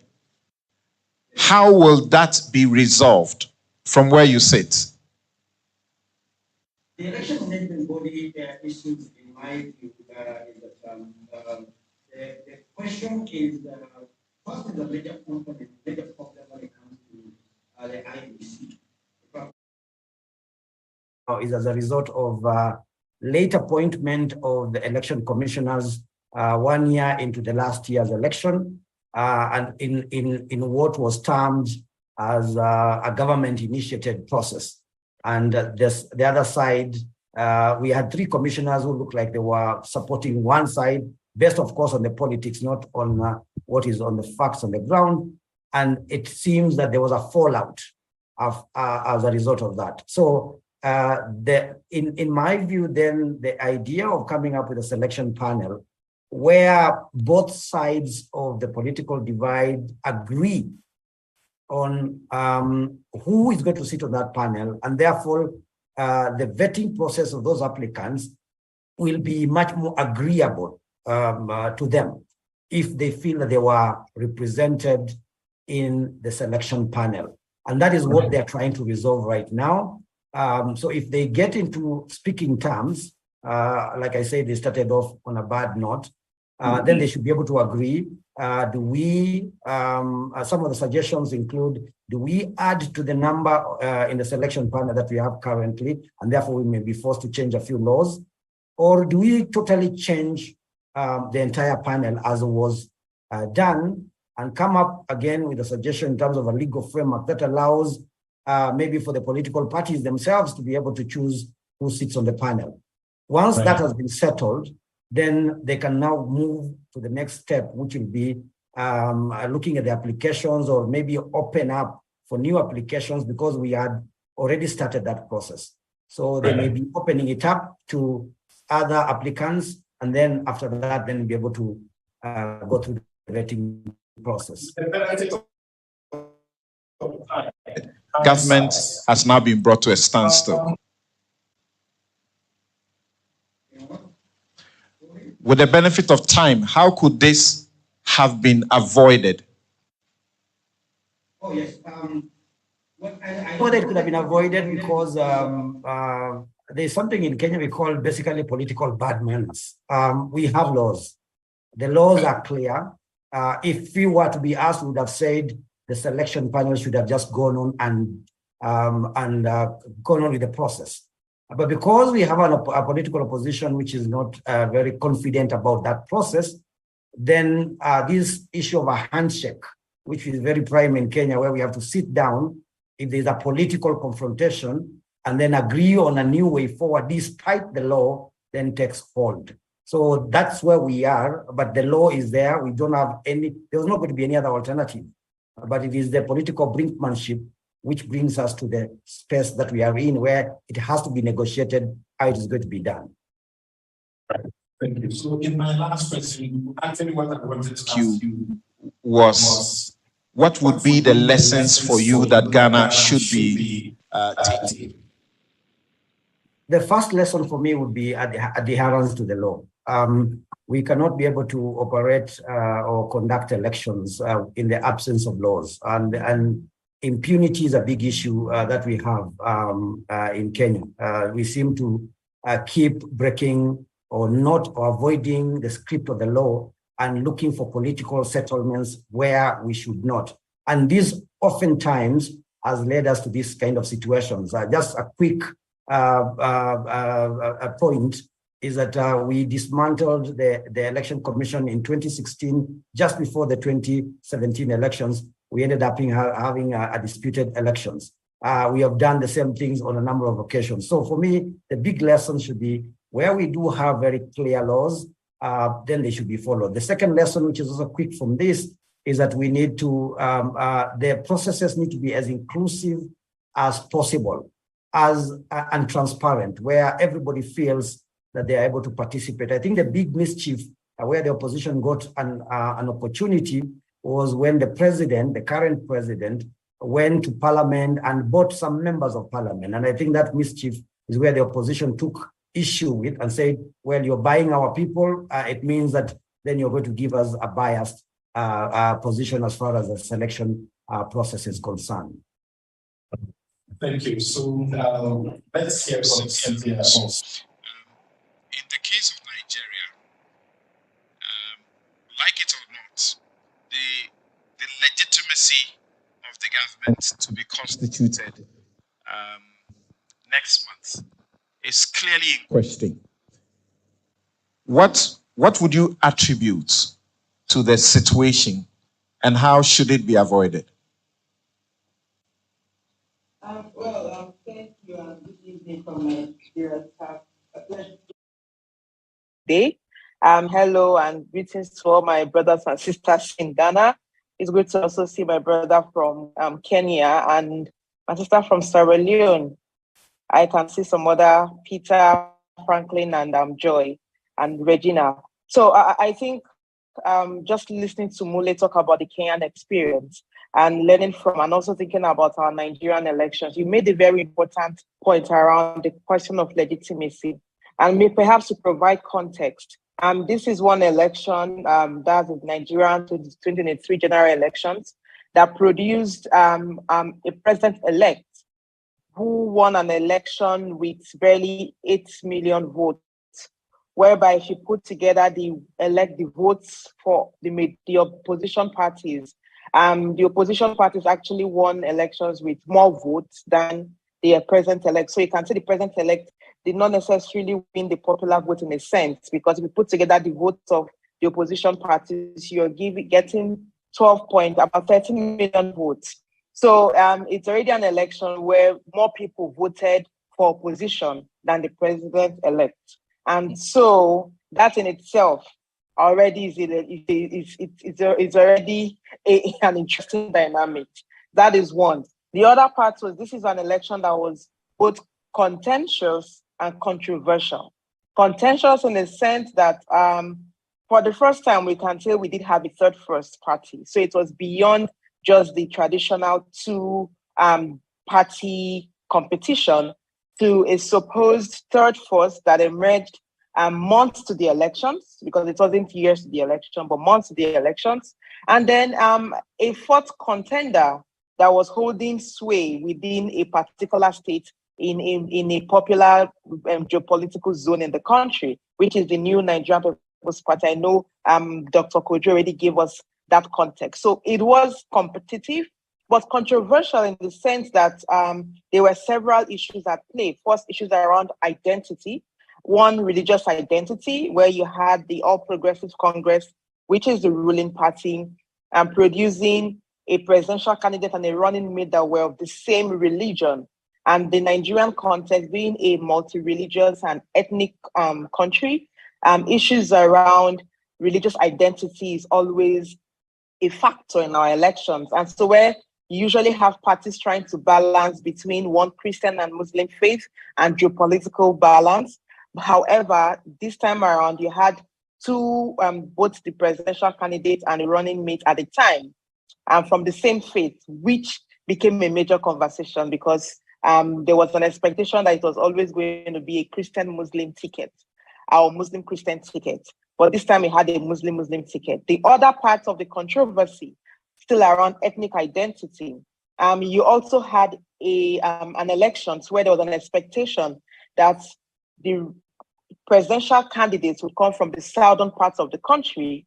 However, you had the major opposition at the time, the People's Democratic Party, producing its presidential candidate from the northern part of the country with a southern running mate. So that also had its own conversations around that in itself actually created the intra-party conflict that we did see within the People's Democratic Party. And then you had the conversation around the emerging third force, the Labour Party, which had the Peter Obi candidates and presidential candidates. They did have the northern, southern, Christian, Muslim geopolitical balance. However, it created the conversation around the obedient movement and the idea of it's time for a third force to emerge beyond the traditional All Progressives and People's Democratic parties that had dominated the scene in a long period of time. So this in itself created that issue. So this contentious and controversial nature. And then I think the third issue for me, because we were talking about the legitimacy of the outcome, was the question of electoral technology. This time around, technology was enabled by the Electoral Act. So Nigeria amended its electoral law in 2022, which produced the new Electoral Act 2022. The new Electoral Act, amongst a lot of innovative provision, empowered the Electoral Commission, in our case, the Independent National Electoral Commission, to deploy technology for two major things. First, accreditation of voters. We did have electronic accreditation of voters previously, but it was a matter of policy. It wasn't in the Electoral Act.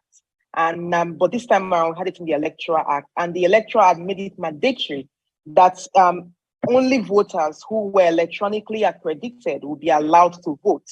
That's one arm of technology.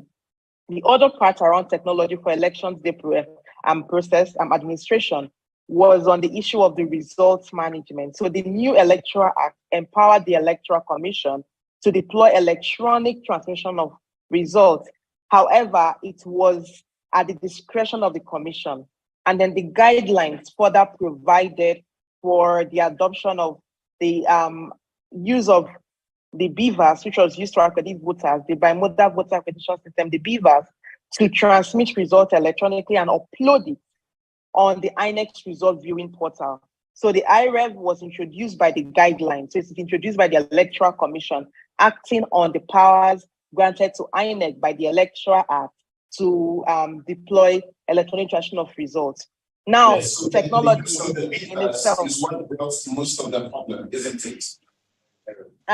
Well, not the BVAS itself, it's the IREV. And so I wanted to provide this broad context to the conversation around the legitimacy of the outcome of the elections. And so this already set the tone for the elections. And what we did see, or what has affected the outcome, or what has affected the legitimacy on the outcome, for me, draws from these three premises. And I'll start from the technology part, because I think our moderator is very interested in the BVAS. And I want to provide this clarity around the technologies deployed. Now, the BVAS as deployed, that is the bimodal voter accreditation system as deployed, was to serve a purpose of accrediting voters during the process of voting. And then post-voting, the BVAS would be used to take a picture of the result form, the result sheet at the polling unit level, and upload on the INEX result viewing portal. So it was twofold. A picture is taken and then uploaded on the result portal for voters and stakeholders to view from the comfort of their homes. Everyone was expected to create an account before the elections on the result viewing portal, and you could download the results. Now, the technology in the result management process was quite different. While the BVAS uploads the results on the portal, it also sends accredited data to the INEX backend server. Now, this information would be verified at the point of collation. And Nigeria's results management process has a value chain of collation from the polling unit, where results are counted, announced by the presiding officer, and documented on the result sheet, uploaded on the result viewing portal, and then manually transferred from the polling unit to a ward collation center. Ward in this sense is like registration area centers. At the ward collation center, there is a collation of results from the polling unit under the ward. And at that collation process, it is manually computed and then compared with the electronic version. So the guideline provides that at collation process, you manually compute and then you compare before you also transmit to the local government collation centers and then the state before the national for presidential elections. Now, what became controversial on elections day was the expectation that at the close of polls, voters expected that once results are computed on the results form, EC8A, that's the form for the results for the polling unit level, that the same results that were computed would be uploaded on the result viewing portal, which is the IREV, and that you could download it. However, on elections day, as at 10 p.m. on voting day, there were no results on the INEC result viewing portal for the presidential elections. And I'm emphasizing presidential elections because our elections are staggered in the sense that on the first elections day, we have elections for the office of the president, the Senate, and the House of Representatives. So 3 elections. Now, the process happens simultaneously for each of these elections. However, on the result portal, when you go on the portal on elections day, you could view the result sheet for the Senate and the House of Representatives, but we couldn't view that for the presidential. And that was where the major challenge started, because it created doubt that what happened, why do you have results for 2 elections conducted with the presidential on the portal, and yet none was uploaded for the presidential elections? The Electoral Commission took forever to make a statement on what caused the delay. And the moment for elections, I always say perception is everything. The moment you create doubt in the results management process, because a lot of people focus on the results.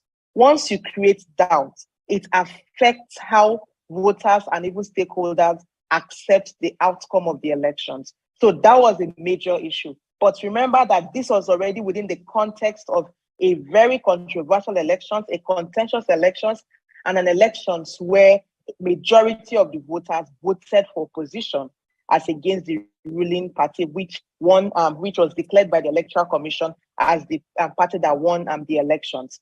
And so for me, those were the things that led to the conversation around the legitimacy of the outcome. Right. Thank you very much. And glean the lessons, particularly your emphasis on the need not to create doubt.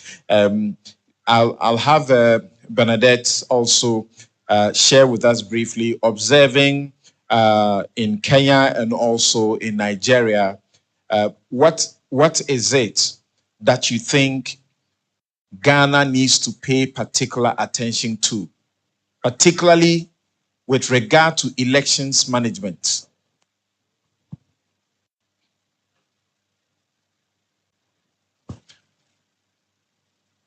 We can't hear you, Bernadette. Okay, you are muted. Okay. Thank you. We can hear you now. Okay, we can hear you now. Thank you very much. Thank It's a pleasure for me to be here to join this conversation. I bring you greetings from Sierra Leone on this our 63rd independence anniversary today. I want to talk about, can you hear me? Yes, please. Okay. I think I would come from a perspective of the lessons, my observation, and some of the lessons with respect to the broader issue of the role of citizens and the role of civil society as critical players in electoral processes. And that is important because many a times we talk about all the technical operational issues, but we basically do not focus on the end recipients of all of that process. And coming from an elections observation background as well, I think one of the things that first of all struck me, because I was fortunate to observe not just the pre-elections process under the Wadimos pre-assessment mission, but I also observed not just the presidential, but the governorship elections as well in Nigeria. And one of the things that struck me was, I think I came to acknowledge and reinforce why it is so important for citizens to be at the helm of electoral processes and civil society being the driver that empowers and guides them towards that process. I view elections most of the time as one among many opportunities that democracy itself has given to us as citizens to take and control power. And I think that assignment has to be handled, that task has to be handled with the utmost importance that it deserves. One of the things I observed was, like Cynthia said, Nigerians were very, very happy. There was a lot of anticipation. There was a lot of excitement. And I got to understand that never before this election, the past elections, has Nigerians been so interested in their elections. But again, because they saw a bright light at the end of the tunnel. And I think the third force factor also was also a big component of that very, very exciting aspiration. But what I may be wrong, but on elections day, I saw a disconnect between that aspiration that I had seen with citizens and the actual participation of citizens in its entirety on elections day. And I know many reasons actually played out for that to happen. But then that brings me to the fact that elections in itself is a process like everybody else has expressed. Elections is a continuum.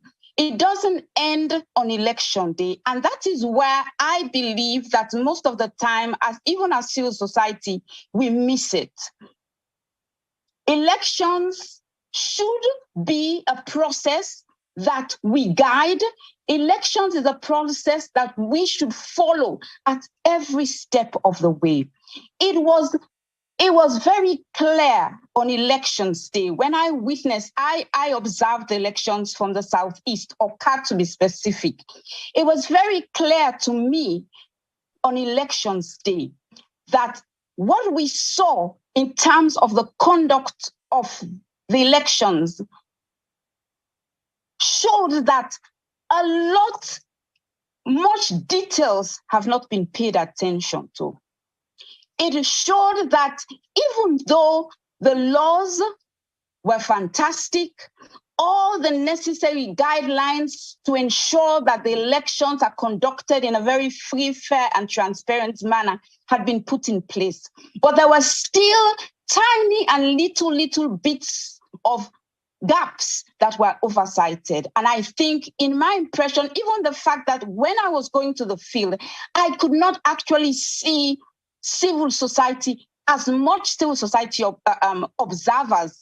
Probably in Abuja, the concentration was in Abuja, but in other places, and even my colleagues who went to Lagos, there wasn't as much civil society observers in those areas I observed the elections, and in other areas like Lagos, some parts of Lagos where my colleagues also observed the elections, which showed you that there was a lot of disconnect between the reforms on document and the practice itself. And one of the things I have come to learn about elections is that elections is either, we have to pay attention to details, so to the point that it's either 100% or 100%. There's no place for nothing. And so most of the things that we saw, actually, I went to many stations. In fact, I observed the opening in a polling center where there were like 5 polling units. And in all of those 5 polling units, the elections did not start till after 11 a.m. They came in after 10. The beavers could not walk for about an hour and a half. So practically, people only were able to only exercise their franchise for about 2 hours. And that in itself actually shows that a lot of the people's votes, a lot of the people have been disenfranchised. So the idea, what am I saying, is that in all of these experiences, how do we make citizens the frontline actors of electoral processes so that we collectively as civil society can direct the process, can oversee the process, and ensure that in doing that, we as citizens are safeguarding and promoting democracy, which by extension are promoting clean and credible elections. All right, thank you very much. And I'll come to Kwete here, but I'll return to have Mosao and Cynthia, and of course, Bernadette, you try to make a comment or two on our situation in Ghana as we go into the elections.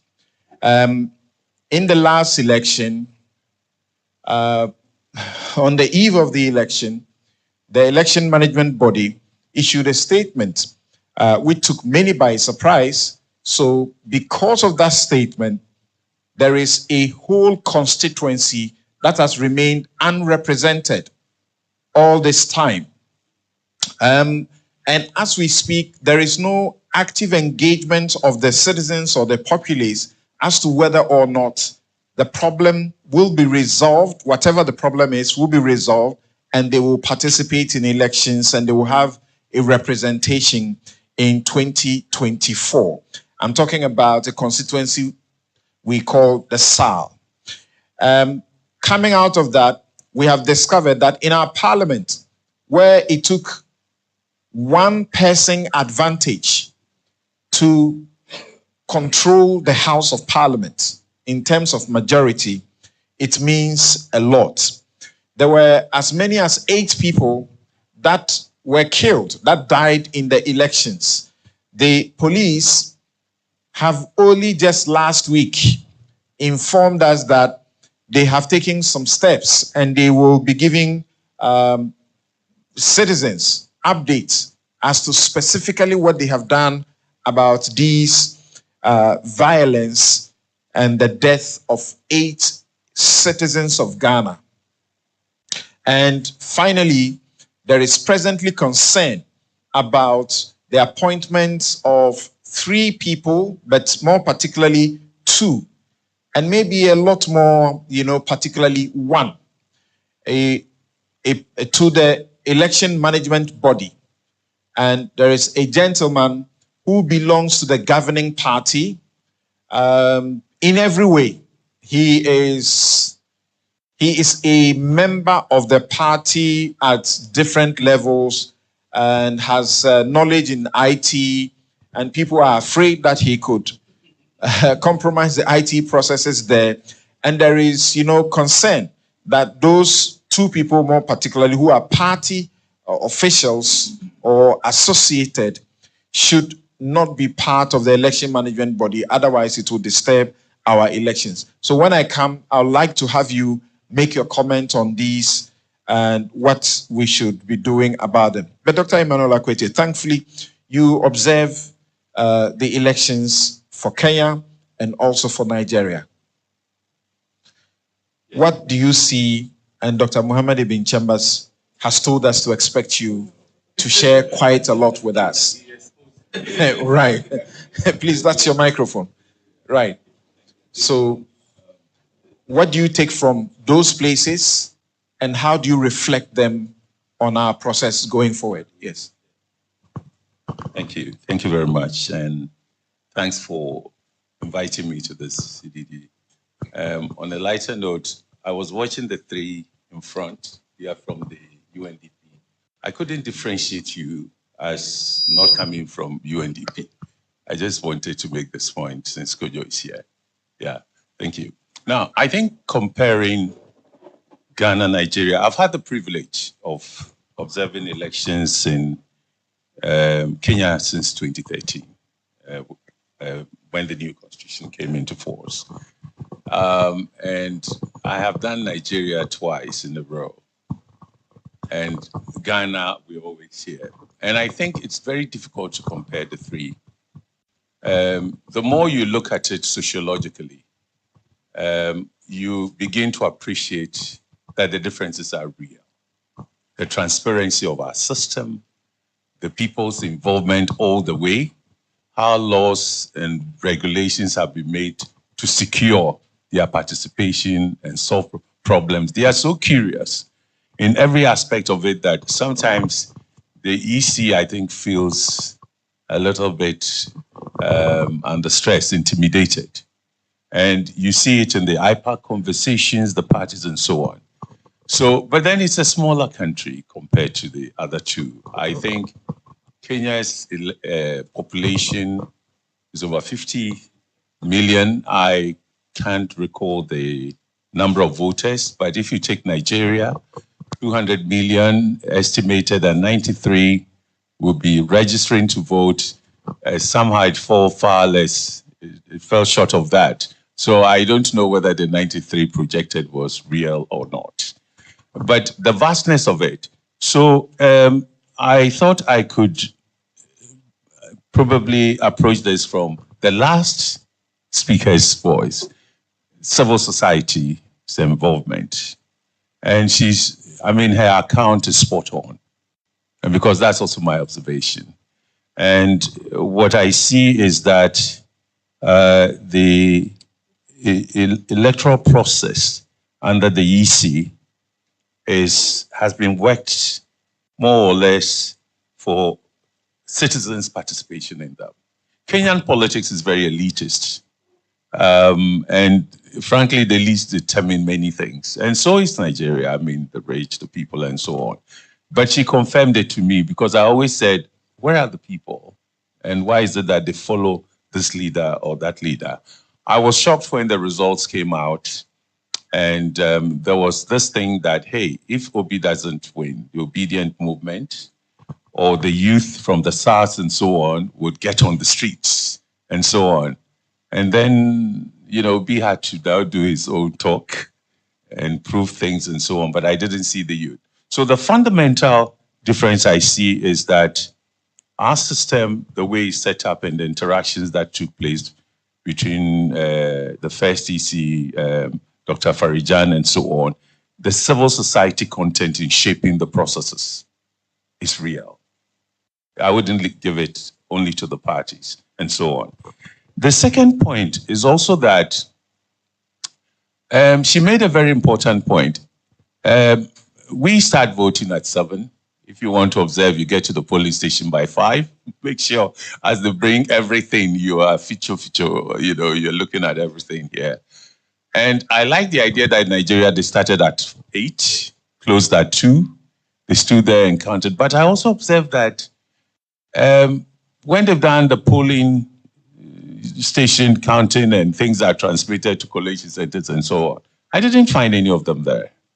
Mostly very few. And in that case, they're like Kenya. I mean, I also observed it in Kenya when my first election in 2013. Kenyans queuing to vote are very disciplined, more disciplined than Kenyans. And they have the patience, the courtesy of allowing people in. Ghana, if you jump the queue, you'll be in trouble. And the police sometimes and the soldier with the gun has to come. But they are very orderly. But I didn't see them when it matters most.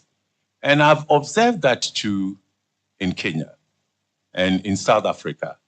They are just not there. So it raises the question, and as I spoke to my friends in CDD, West Africa and others, I said, what happens to your people? In South Africa, can you imagine when we had been at the polling station already before 6, the first person, South African election observer, CSO, that came was around 10, and he asked me if they started voting. So I think we should appreciate the differences. Besides, it's a huge population to manage on both sides and so on. But Doc, on that point, yes, in Nigeria more particularly, yes, is there a possibility of not wanting to be part of any trouble? I've been to Nigeria to cover elections there. So people don't want to return to observe the counting, as you see in Ghana. A mixture of both. A mixture of the fact that I think it depends on how the the INEC had also, sought to bring in civil society to make sure transparency and accountability. The word is transparency, whereas Dr. Farijan and his team depended so much on civil society for the transparency because these two giants, one is here, Dr. Sebefia, NDC and MPP, when you sit between them and you don't have third observers like civil society, it's not an easy thing. It's not just a question of tea without biscuits. It could be quite challenging.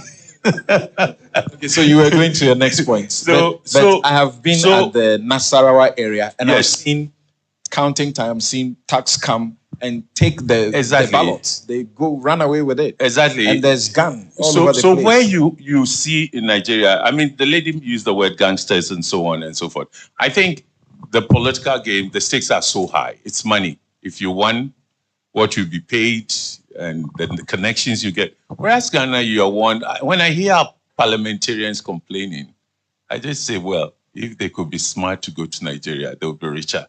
Because here they don't get... Sometimes it's serious. They don't have even money to go to their constituencies. The pay, the opportunities or privileges given are all down to earth. So, but in Nigeria, money talks. And so is Kenya. The opposition elite politicians you see are also business partners. Raila and President Ruto. Ruto was Raila's vice president in the 2007 elections. So you see and then Ruto went to Kenyatta and Kenyatta tried to keep Ruto out and he's turned again. And they have business interests together. It's a different kind of politics that is difficult to compare with Ghana because the elite role, the money that plays in there are absent in ours, So that is one. Secondly, I just felt that this thing about technology, which is why I'd like to compare it to Ghana. I was shocked when we went to the INEC, and I had the opportunity of sitting by Dr. Chambers, and I was shocked the confidence the Nigerians had in the technology that has been brought on board. And, Act 22 and 2022, and the chair of the Electoral spoke so confident. And everybody was praising him for that. But what I didn't get, and I spoke to others, was the extent to which these things have been tested all around. People have been educated, the likely flaws, how that will be responded to. But Beavers and Iva, everybody was mentioning it, and that was where the confidence level was pitched. And I saw the problem because I said, so what if it didn't work? What is the plan B? Who has asked that from what you've said, how do you respond quickly to things? It didn't come up. So when on the day of the voting we went round, they still maintained their small grouping, start at 8, finish at 2, they did. And, you know, the counting starts and all that. But it was a very difficult situation because nothing seemed, there's a level of efficiency I saw in Abuja when I first observed elections there. But being in Lagos, Ikeja, and Victoria Island was different. So you ask yourself, wow, and the police had to come in, and because we are observers with our caps and so on, they want to draw you in. You can only ask few questions, but you can't get involved in anything. So we went to the police and then they came in. But the good thing is when they started, they finished. But from there on, you also saw a certain level of disorganization. That how are things going to go on or go forth from here? And in Kenya, or let me finish with Nigeria. In Nigeria, this year, unfortunately, the security situation in certain areas also impacted negatively. Although I was in Ikeja, be clear in noting the lessons for Ghana as you. Okay. Although I was in Ikeja and Victoria, that's Lagos, we couldn't go to the collation center because they had to declare curfew. Violence had taken place in certain areas and they wanted to save lives. So the Commonwealth, for instance, called and where those things that said, get back to the hotel, get back. So you couldn't observe the elections fully. The next morning, we had to leave in the afternoon. We tried to go there. We were told that they were still waiting for results from remote places and so on. And there immediately you saw that, hey, what's this going to, how is it going to end up? So I think we should probably take our situation seriously and maintain our vigilance. I was a bit surprised that the pink sheet, innovation, that's this publish it, has now been adopted by Nigeria. And I said, whoa, okay. So maybe we have to be a little bit, still be vigilant, but I think civil society participation is pushing things in a certain direction. And the total involvement, I think, is extremely good. Since you want to take the microphone, please be informed that you are going to participate in this in the questioning time. We have just 10 minutes for me to finish with them, and then you take over. But remember, those of you, our guests, distinguished, who are joining us via electronically, I have an outstanding question for you. So you speak. I just want to speak to the lady who spoke last. Right, Bernadette. Bernadette, I think her points are very cogent. I mean, it's spot on. And maybe Nigeria's future lies in how they will mobilize citizens, civil society organizations to be active in the entirety of the electoral process. They are missing.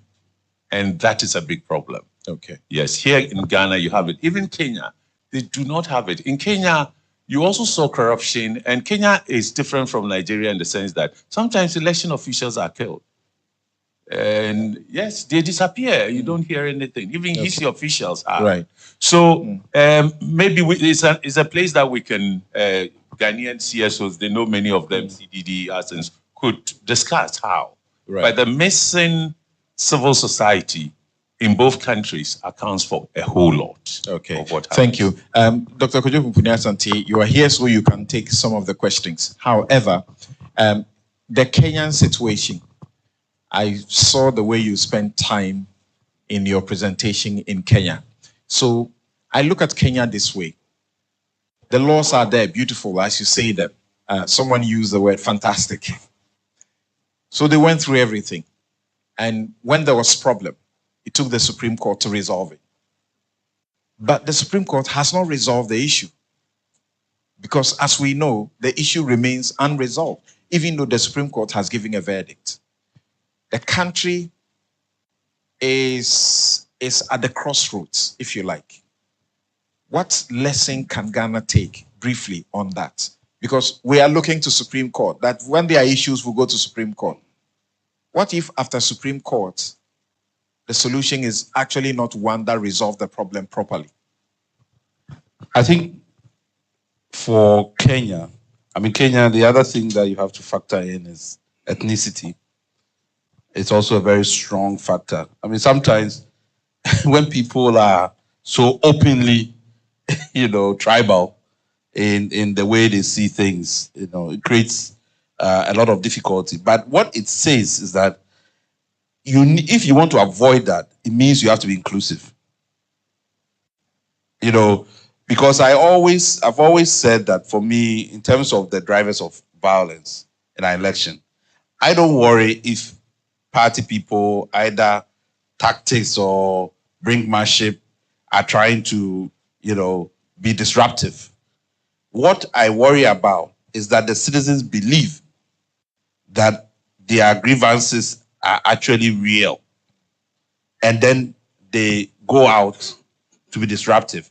That's when you have to worry, even from a security perspective.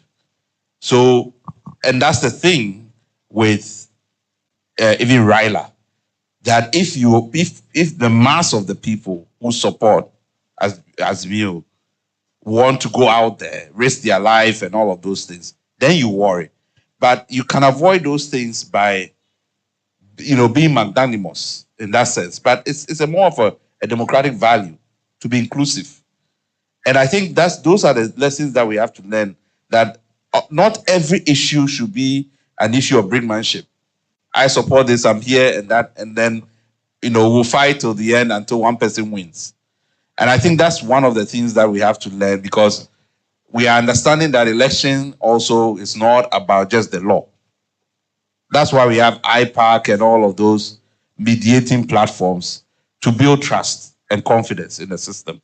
So how we deal with that other part. We're getting into the elections. The opposition is still not at Exactly, IPAC. and that's why everybody raises this issue, that it is not a good thing, even for the MPP, that the NDC is not an IPAC.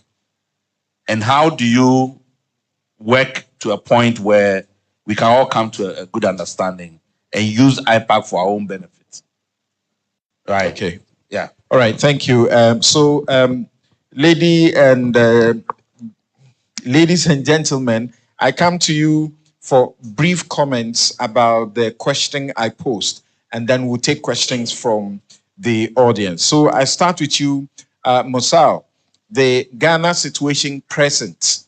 What will be your comments about it in some 2 minutes? The opposition is not at the IPAC, the body that sits together virtually takes decisions, if you like, about the election management to a large extent. And the other issues that I raised, new appointment where there is a clear party person, partisan, party loyalist on the election management body, which civil society, including the CDD, which has brought us here together with Codeo, are completely unhappy about. Yes. Okay, thank you for this and quite a very interesting conversation having around these issues. Let me just, before I answer I'll be very quick on your questions, but let me just say that I totally like and I totally support all the thinking around anchoring citizens' voice within an electoral process, so that whatever process that is required to ensure that the citizens participate in all the electoral processes is secured. I think that's a very big issue as far as elections are concerned, because elections belong to the people. So I think the thinking around how then do we bring stakeholders together when it comes to a critical process, whether it's about the appointment of the election commission, or it's about the discussions about some of the procedures which are required, then for me, the answer is what kind of structures are in place to ensure that the citizen's voice is listened to. And in Kenya, for instance, because the appointment of the selection panel, which chooses the commission, includes members of the civil society, that becomes a conduit through which you can be able to make contributions to the process.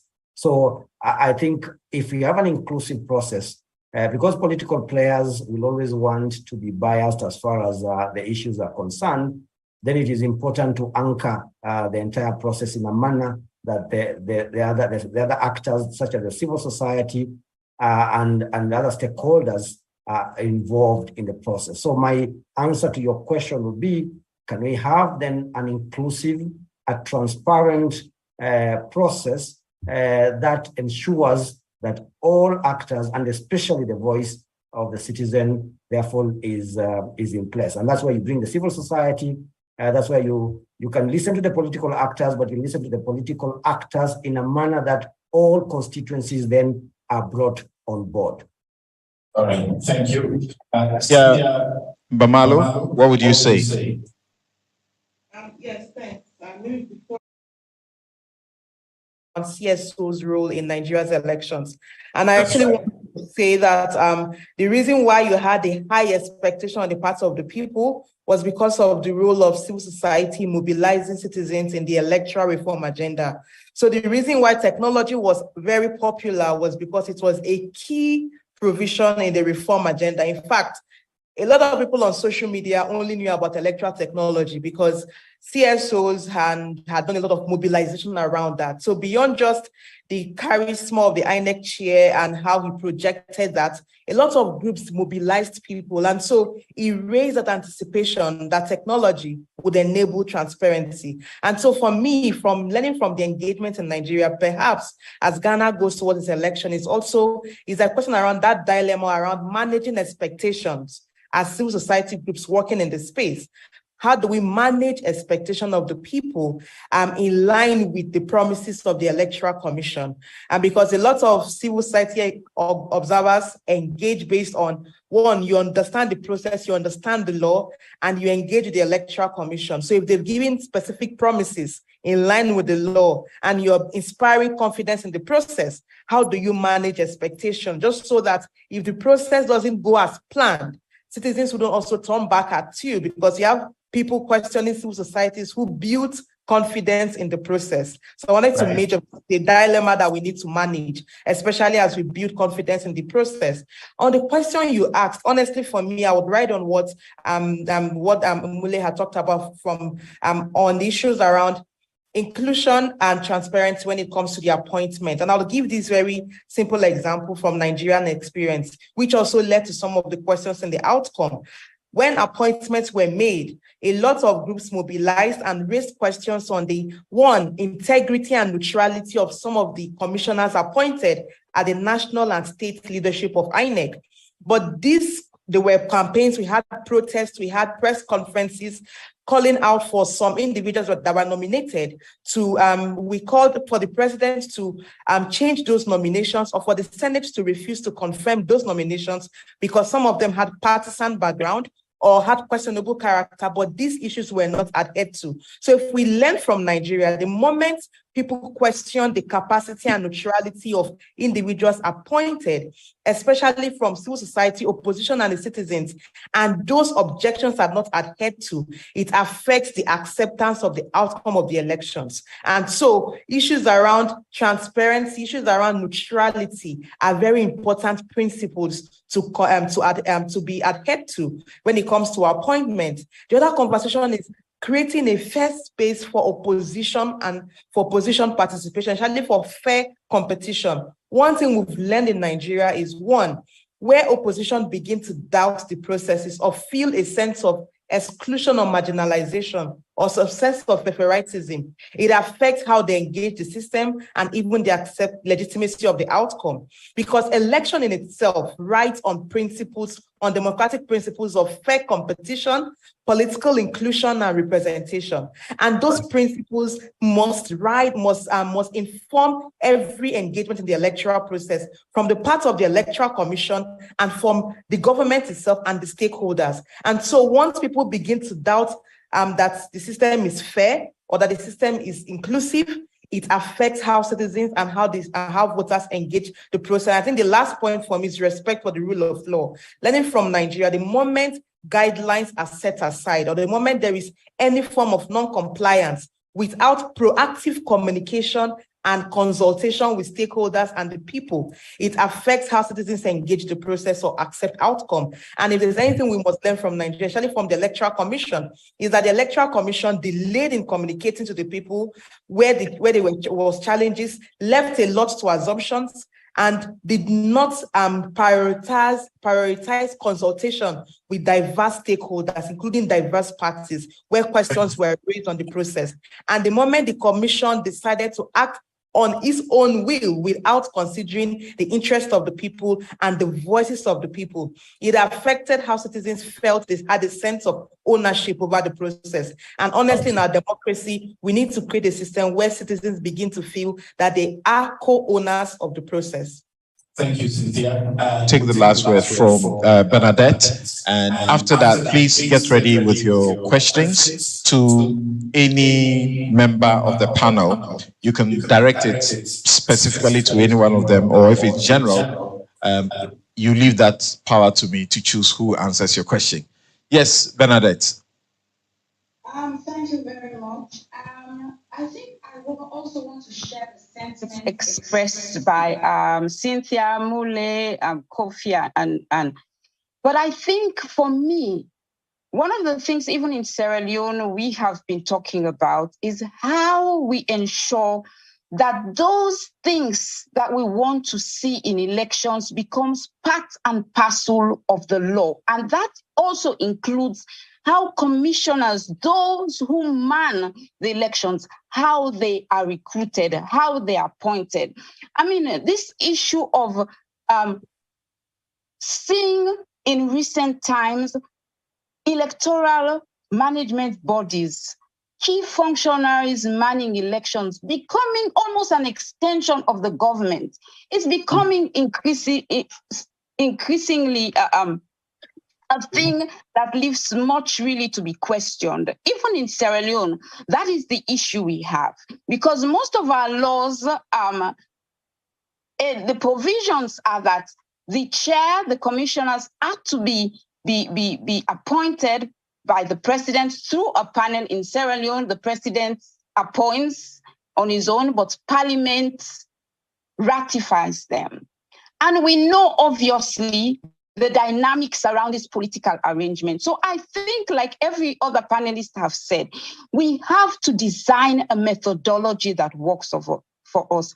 I think for us, when we were doing the constitutional review, one of the critical points that we had been arguing for to be included in the constitution was to ensure that, one, we have security of tenure for those who man, because part of it is also that desperation or that fear of losing their job. So obviously they become another arm or extension of the government. And most of the time we see them doing the government's bidding when they're supposed to be independent entities in the first place.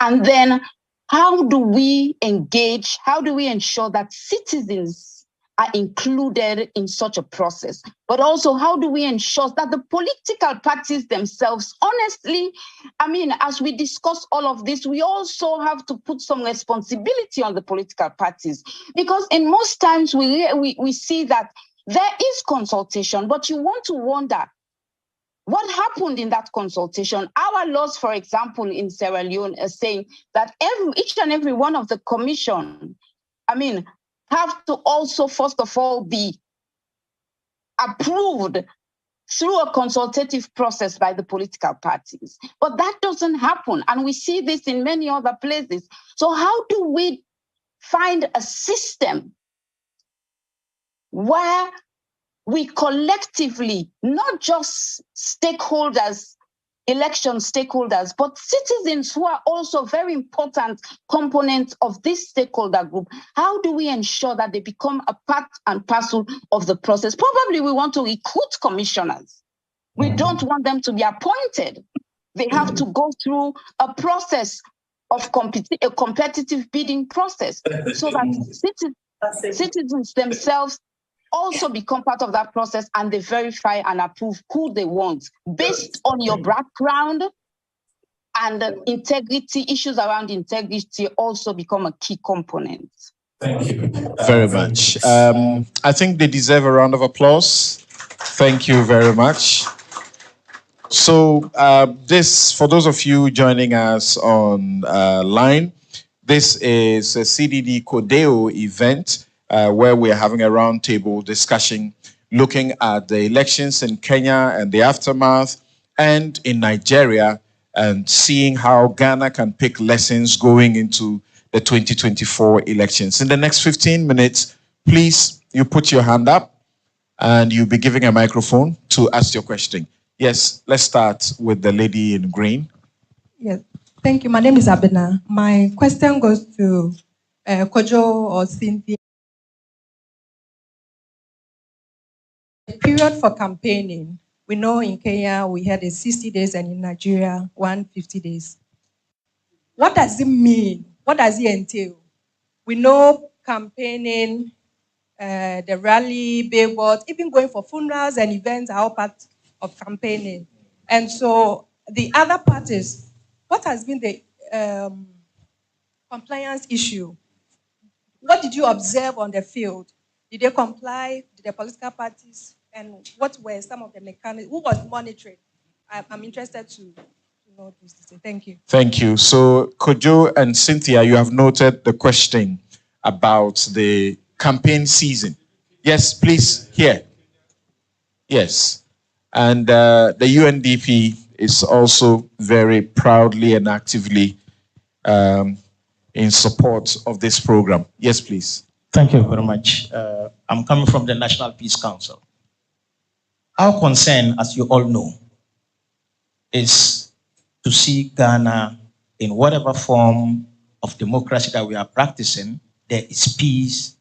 We arrive at our results peacefully. But I don't know, I did not hear from all these contributors the aftermath of the elections before the declaration of the results by the EC. What was the, let me say, the atmosphere like in Nigeria, for instance? Did it look like what we experienced in Ghana on the third day of the election? The atmosphere was tense before the elections results were declared.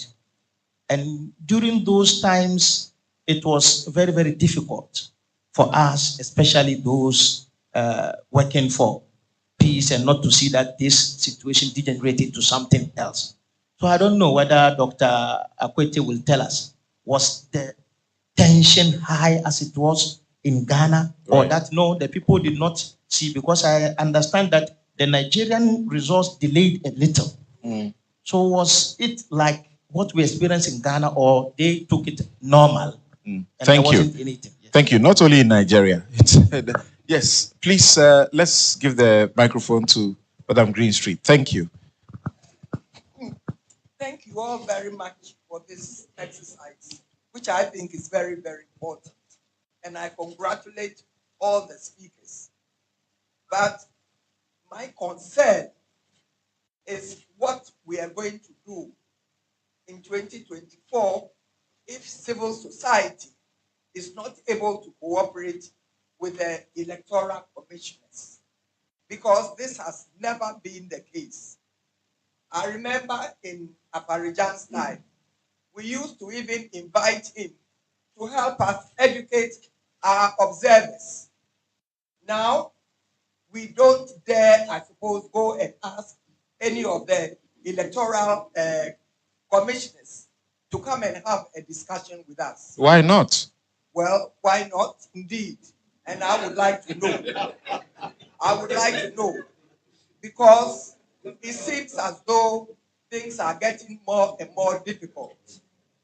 Gone are the days when, if Cordeo observes an election, we can go straight forward and tell the Electoral Commission that if you don't declare the result in 2 days, we shall declare it, even though we know it's illegal, because we have the results. So I think it is very important that as civil society organizers, we find ways and means of getting, say, the Peace Council, the state institutions, the government, the president, all of them, to understand that unless we have electoral commissioners whom we can work with, life will be very, very difficult for Ghanaians and for Ghana as a whole. Maybe there's a way forward, and I leave it to our panelists. Yeah, yes, but I need to understand just a bit. We know that it is the opposition NDC that has a problem with the EC, and that's why they are not at the IPAC. But with civil society, more importantly with Cordeo, a significant member of the election process, what is the problem that the situation is not as it used to be with the EC? Yes, are we able to make our voices heard that maybe what is going on is not in Ghana's interest?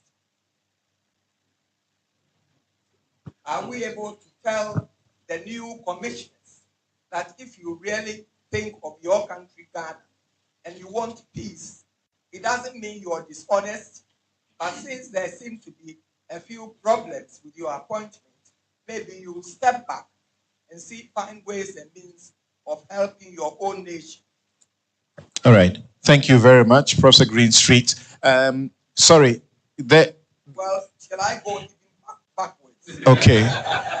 I'm going backwards because after the disturbances in West Wuogon, and there was a committee set up by the president, he said he published a white paper. But as we speak now, I don't know what the results are. And I'm bringing this up because every time I hear from the International Center for Parliamentary Studies, which monitors election worldwide, they ask me, so what is the outcome of that? And I'm unable to answer. So maybe the panelists can give me an answer. All right, thank you. We take one more to make 4, and then we'll return for another set of 4 people. I think there was this hand, please. Inusa. Honorable Inusa Drisus had his hand up. So thank you, CDD, for organizing. Please speak to the microphone. So thank you, CDD, for organizing this forum. So, like Professor Greenstreet said, we're preparing for election 2024. The biggest elephant in the room now is the Electoral Commission and trust issues. You know that there has been a survey conducted on the how far the people of this country trust the EC. And it's about 10%. What 10% of the people of this country trust the EC? And when you listen to the panelists, at the core of the acceptability or lack of acceptability of results is trust issues. How does CDD or the civil society organizations help EC to build back trust? Because we know, and something, it is not NDC that has a problem with the EC. It is the EC that has a problem. Is it not the NDC that is refusing to participate? No. It's the EC that has a problem because it is the EC that has publicly said that the NDC represents a veritable threat to Ghana's democracy. there was one member alleged to have made those comments, not the EC. One member, what is the EC? It's not a body. And that member works with the body. The EC invites Good. you, the EC Again, extends invitations to you for its IPAC meetings, correct? No. No, they don't. They don't. And if they are here, they can say that they sent and then provide the evidence. They don't. Secondly, you have an EC by conduct. You see, it's a matter of conduct and statements. So you have an EC that is speaking more than it is working. You have an EC, PRO, or what is it, Public Relations Officer, who says that, well, Parliament cannot teach us what to do. An EC. You have an EC member, EC commissioner, who simply says, look, this is what we want to do, and we will do that. So, at the center of all this discussion is how do we help EC to build back trust? Because we all know that if the open to engender the confidence of stakeholders. Thank you. All right, thank you. Now let's take some answers. And when we return, this hand, that, the lady, yes, thank you. That makes 3 because this gentleman's hand was up. There's one lady here. Oh, okay, I'll see how I manage that. Okay, I'll see how I manage that. Yes, the first question was direct to you, Dr. Kujaa Asante and Cynthia. So maybe Cynthia can share more about the campaign period in Nigeria. But I think this is one of the things that we've been thinking about around the campaign financing reforms, that you do need these official periods for campaign. Even because you are setting it out that way, whatever expenditure that the parties, at least they can do that formally. It doesn't mean that it reduces the, all of the things that happen outside of that campaign period. But at least it allows you to regulate it better and minimize it. In Africa, I think the issue of enforcement is a big problem. In Kenya, they've been trying to get the parliament to approve expenditure limits since the passage of the law. I think it came with the constitutional provisions. Twice, Parliament has found a way to delay and not, pass the law. So there are issues, but we have to try to discipline this unwieldy. Now you have to nurture constituency. Okay. And now it's becoming a requirement, that you have to nurture the constituency, and it's a lot of money. All right. So thank you. Yes, Cynthia, what's the significance of this campaign period, season of, is it 90 days? 60 days. 150 for Nigeria and Kenya, right. So the idea actually, because part of the electoral reform conversation was, if you increase the number of days for campaigns, it gives citizens opportunities to engage with candidates better, understand their issues, but also it also gives reduces the tendencies of monies and desperation of politicians to win at all costs. That was the first logic. The other is connected to the timelines when it comes to dispute resolution for pre-elections cases, because one of the ideas of increasing timeline is to ensure that cases conclude before elections, even though we didn't achieve that. However, so that was the initial conversation, but this played out. It did not, when you plan to engage, politicians have a different plan, which is sometimes I blame our political class for the challenges we have in our democracy. Because what the politicians learned to do this time around was now they had longer time to campaign. And so it's meant they decided to spend a lot more monies to engage rather than focusing on more debates around the issues, which was the initial intention, that we have more debates around issues. But we still had money politics taking the center stage in the conversations during the elections. And I think the longer period of campaigns also made the issues of identity politics become a major challenge. So before we knew it, conversations around identities, ethnic and religious identities became a major issues. And then there was obviously overspending on campaign funding. Now, our new law increased how much people can spend, parties and candidates can spend when it comes to campaigns. But what is the sanction for breach of the period of campaign? So now the sanction on the breach, can you take the question again? Yes, if you violate it, what do you suffer? Yeah, so basically the sanctions for campaign period, there are two sanctions. One, you can only campaign within the campaign period. If you campaign outside the campaign period, it just comes, it's a fine. It's a fine in the electoral, which a lot of times parties can pay. And then those who breach the campaign laws also, when it comes to financing, it also comes with a fine. We don't think it's effective, one. The other part is there's no clear rules on disclosure on where monies are coming from. So you just have people spending and no accountability on where these monies are coming from or who is overspending. And the question was direct to you from the piece. Observing in Kenya, in Nigeria, before the elections are declared, is it always like what you have in Ghana, like we have gone to war? I think it's like that everywhere. The anxiety. Yes. The anxiety. There's a lot of speculation. In the case of Kenya, the media is doing its own thing. Results they have. They can't wait for the certification of the EC. And sometimes because both the parties and the media houses are polarized, they tend to put figures there that EC rather has to, the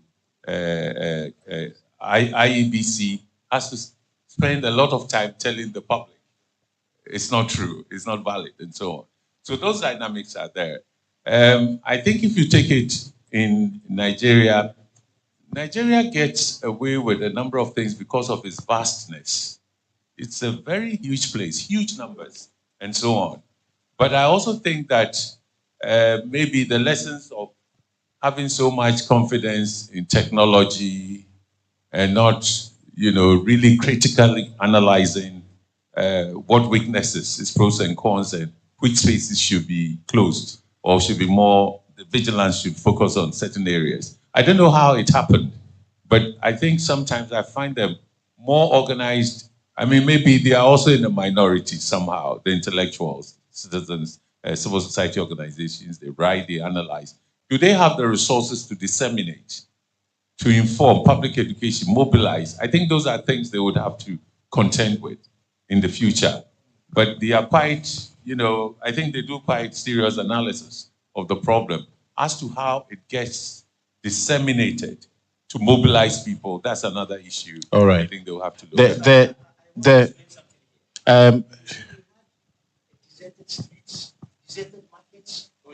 In Kenya, people actually, hotel staff, don't go home for the whole period of they sleep in the hotel. Yes. Okay. It's like in Nigeria too. Right. It happened in Nigeria. We just want the tension to come down. So give us ideas. No, there have been real violence. You haven't seen that level of violence in Ghana.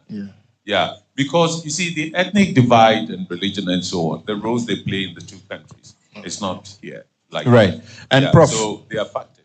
Prof, when Madam was speaking, you were nodding and actually speaking in agreement with her on the Electoral Commission.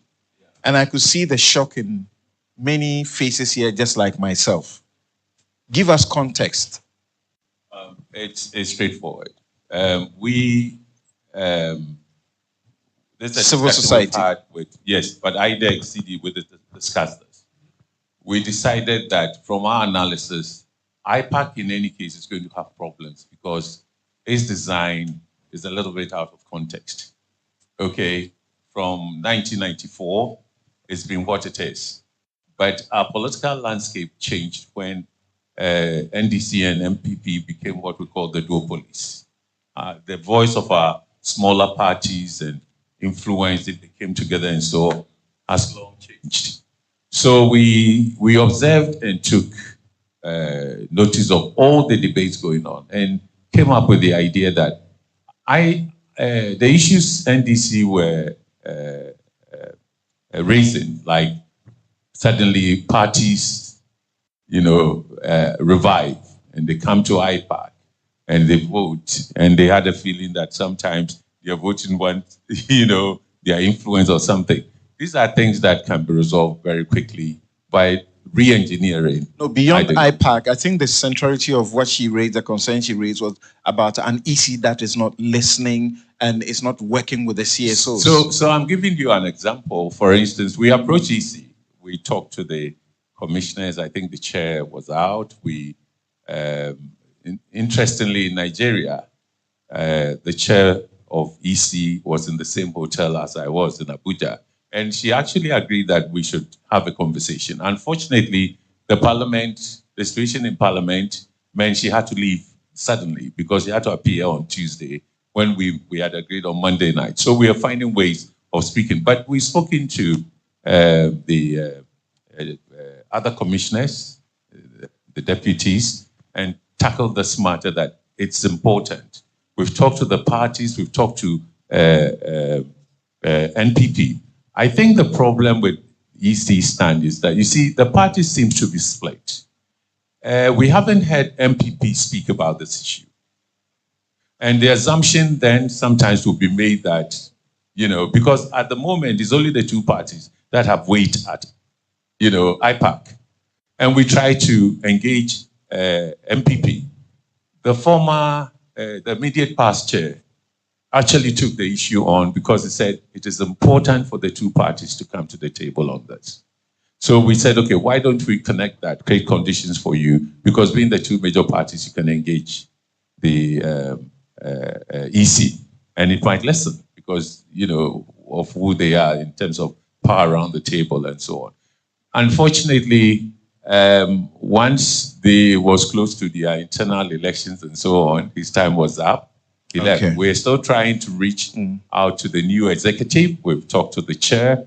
We're trying to get the Secretary General's attention because it's not a matter that should be seen in a partisan way. Yes, there are structural problems that could be addressed to open it up. And we use the term re-engineering to mean that the old structure, the EC convenes IPAC to meet and so on and so forth. And then many things are determined by the EC. So sometimes the confrontation even has something to do with the convening.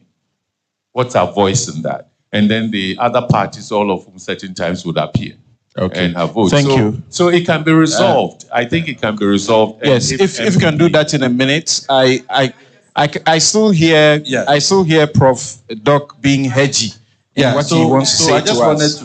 I just want to say that IPAD is not legal. It was brought about by Afarijan. He was the one who tried to bring all the parties and civil society together. And it was very, very successful.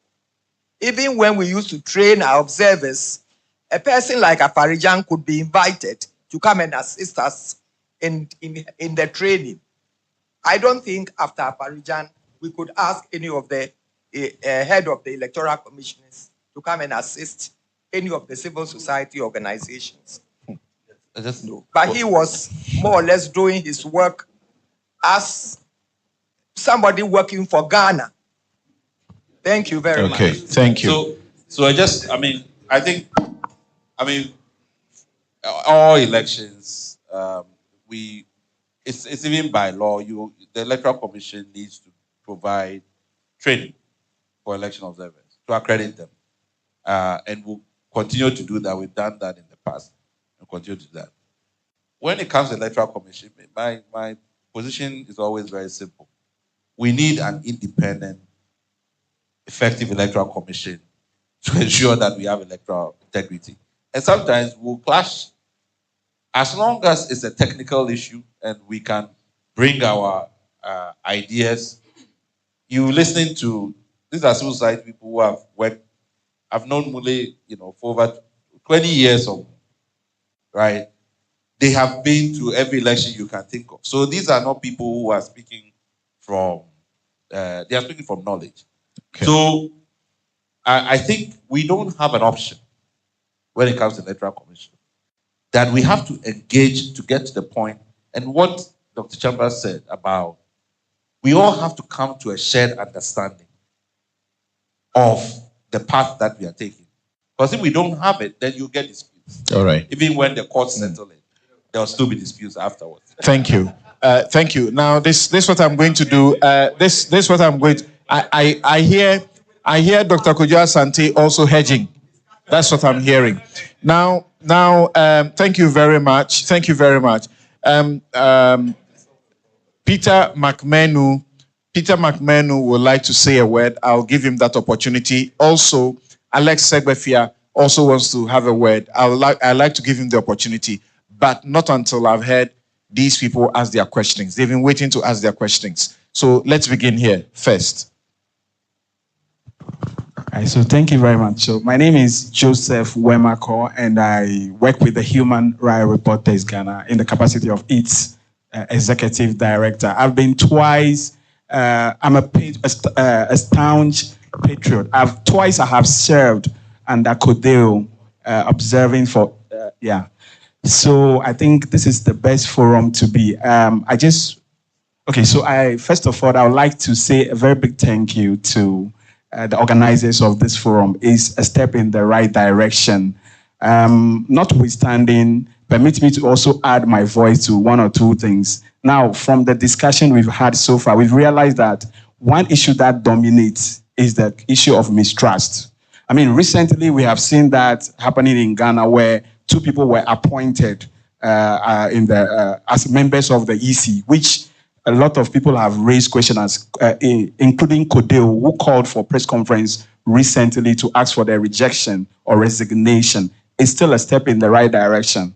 And there's something that I would like to draw your attention to, which has not come up at all. But with that issue, let me go back. With that issue, I think we need civil society to come on board strongly. Codeo, still, you have to lead the way and let us follow and ensure that something is done. So the next issue that I want to talk about, which touches or is so much concern to me, is about, I think Samson has said something briefly about that, the IT system. Now, we've seen that in the Nigerian election, recent one, where some people are raising issues about the collation of figures. You see somebody at the top, all of a sudden, you don't know how the votes gathered. Then the next moment, somebody else is leading. Okay. That also has happened in the 2020 elections. But nobody has talked about that. So I want us to look at that critically and see if there's a problem over there. Please keep your questions crisp and brief. Thank you. Let's hear you. So it's just that's not a question, that's a contribution. It's just a follow-up. The issue of mistrust. Madam has been very specific. She wants to know exactly what we should do. You've also said the civil societies are hedging. I think as young people, I'm a young person. This coming election is going to be very critical. And we need actions to actually get people to act confident. Can you tell us specific activities you can do within the next 2 years before election to get people to build the trust back in the system? Trust back in the electoral commission. In the electoral commission, lack of apathy from the youth, what for example. What civil society can do to get trust into the electoral commission? Well, we don't trust the electoral process right now. Many people, we've all said it, there's lack of trust. So shouldn't the question be directed at the electoral commission? That's what I'm asking. We are saying that they should coerce the electoral commission. Okay, let's see how they answer that. Thank you very much. The name again? Priscilla. Okay, please go this way. Thank you. This way, please. Her hand was up before him. Thank you very much. My name is Angeline Gager from the UN Resident Coordinator's Office. I'm the Peace and Development Advisor. So my question is very short. Does Ghana have any lessons? There's something that hasn't come up, the women participation. So I would like to know from all presenters if there are any lessons from Kenya and Nigeria that Ghana can learn. I don't need to go into details. Thank you very much. So to the gentleman in African print with blue. Thank you. Yeah, thank you very much, Chair. I think your interjections have also helped us to allay some of the fear.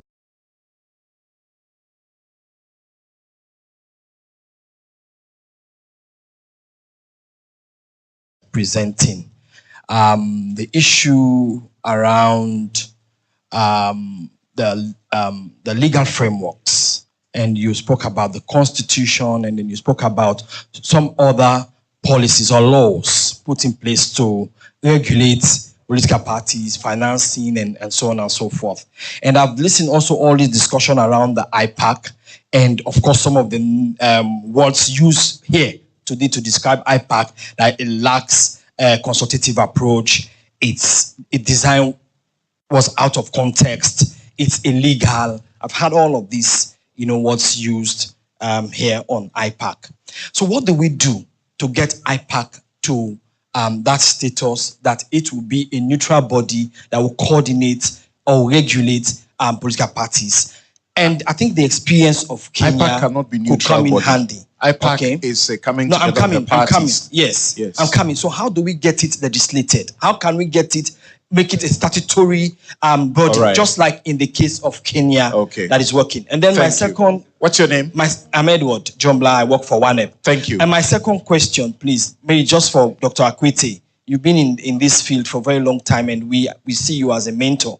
But I think we believe democracy is supposed to be, an hamburger of hope and all of this. But I think what politics in democracy is giving us, is violence, hate, ethnocentrism, or ethnocentric politics, and those kinds of things. So are there alternatives for us in Africa? All right. Thank you. Please hand the microphone to the lady behind you. Thank you.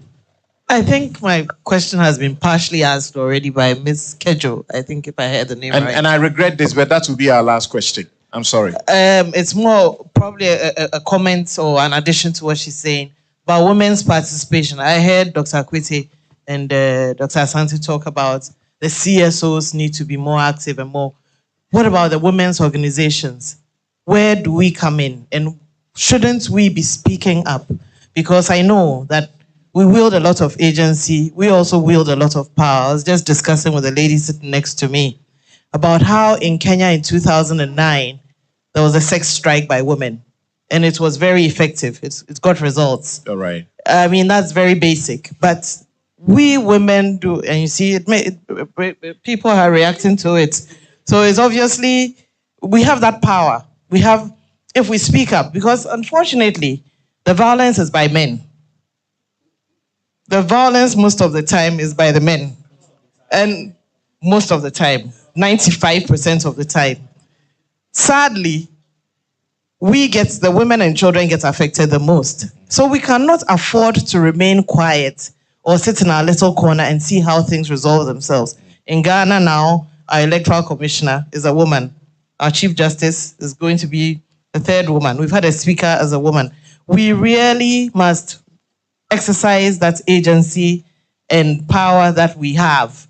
We cannot afford to be quiet. So when you talk about the CSOs, and one thing that irks me a little bit is when people say, what are you doing? As if you're not part of it. We must all be part of it. Okay. We must all contribute to change things. Thank you and very speak much. up. Okay, so two questions, concerns bordering on women representation. And then you have Priscilla and Joseph. They want to ask what can be done to build trust back. I think part of his questioning also borders around the issues of trust. Let me go to I suppose we should go to our guests on Zoom first to see what they have to say.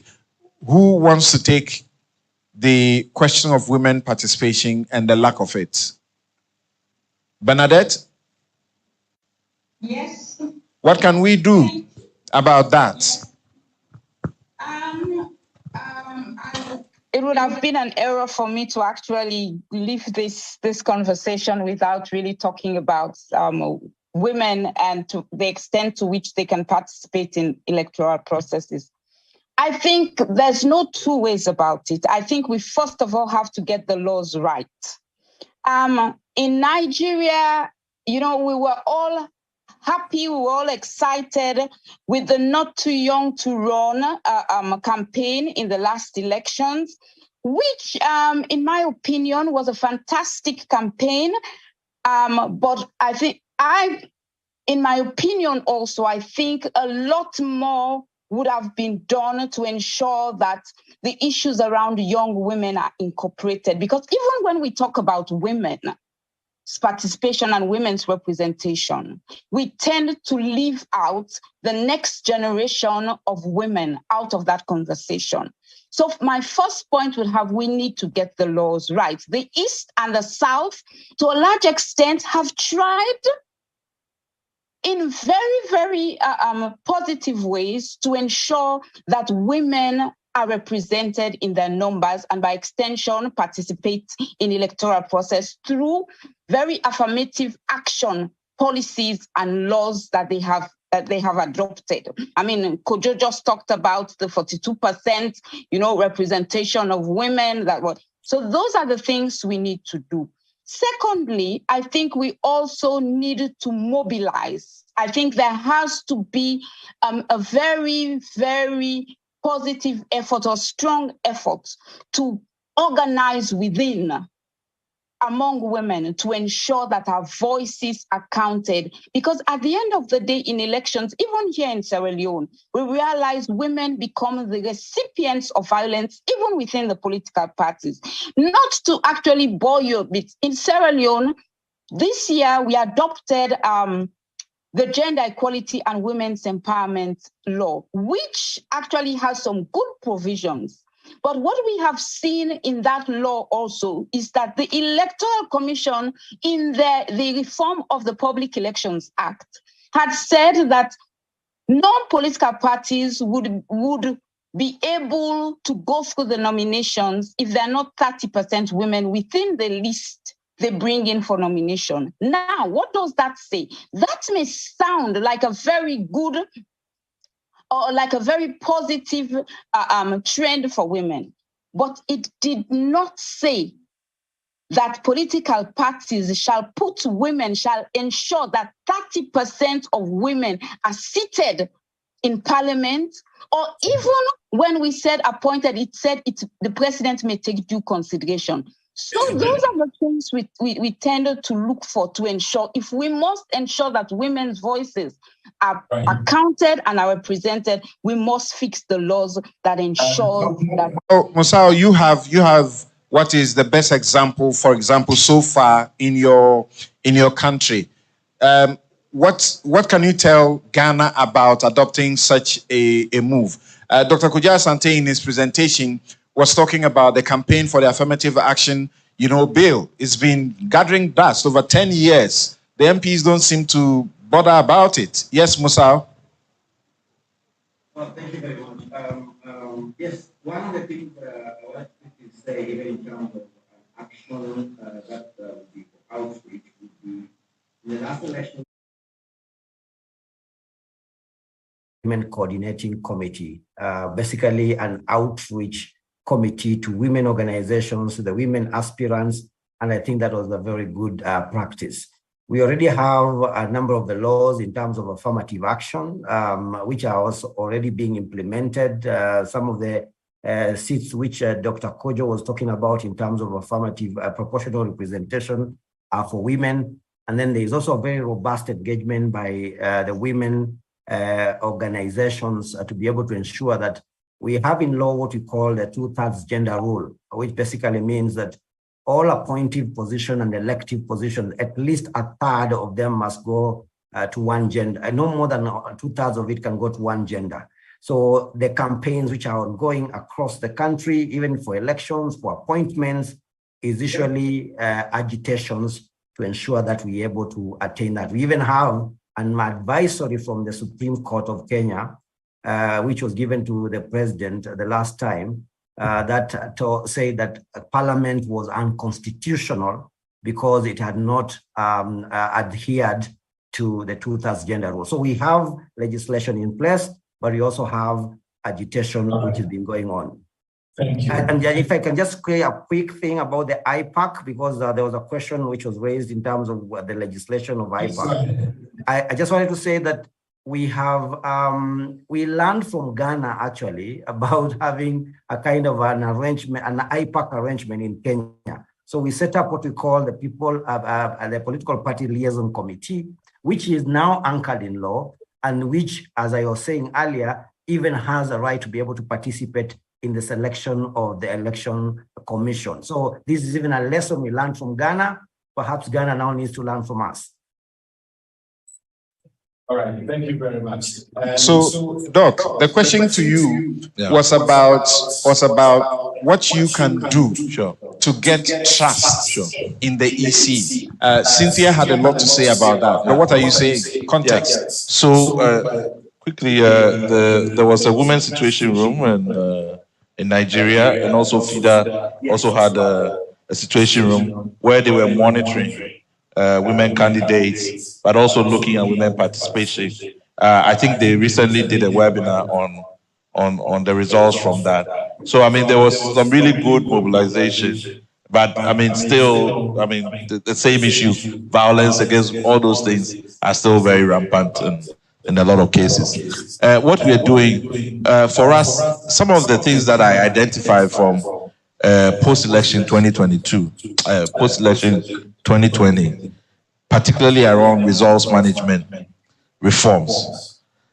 The good thing is that all of us agree that we need to do something about it. I know the Electoral Commission is already putting in place proposals around how we discussed that. Mr. Vivia was there in Aqua Safari about what we should do with collation, what we should do with all of those processes. So I just want to borrow, just going back to Edward's, opening remarks about taking the approach of dialogue, that all the things we are talking about, that we are agitated about, we have enough time to sit around the table and discuss and engage and come to an agreement that is satisfying for everybody.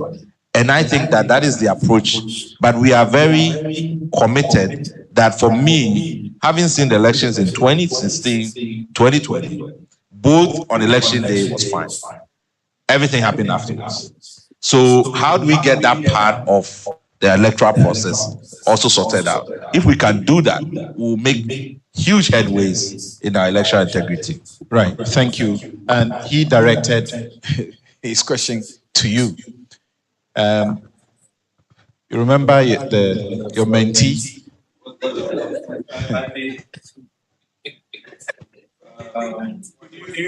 Hello, specifically, what do you want to say? The new politics, any alternative? Yeah. And what can be done to improve IPAC? First of all, I think we have taken the IPAC resolution of the conflict seriously. And as we're trying to get the two sides to meet, or three, we are bringing in the party. Our proposals are well known to NDC. We had so many conversations.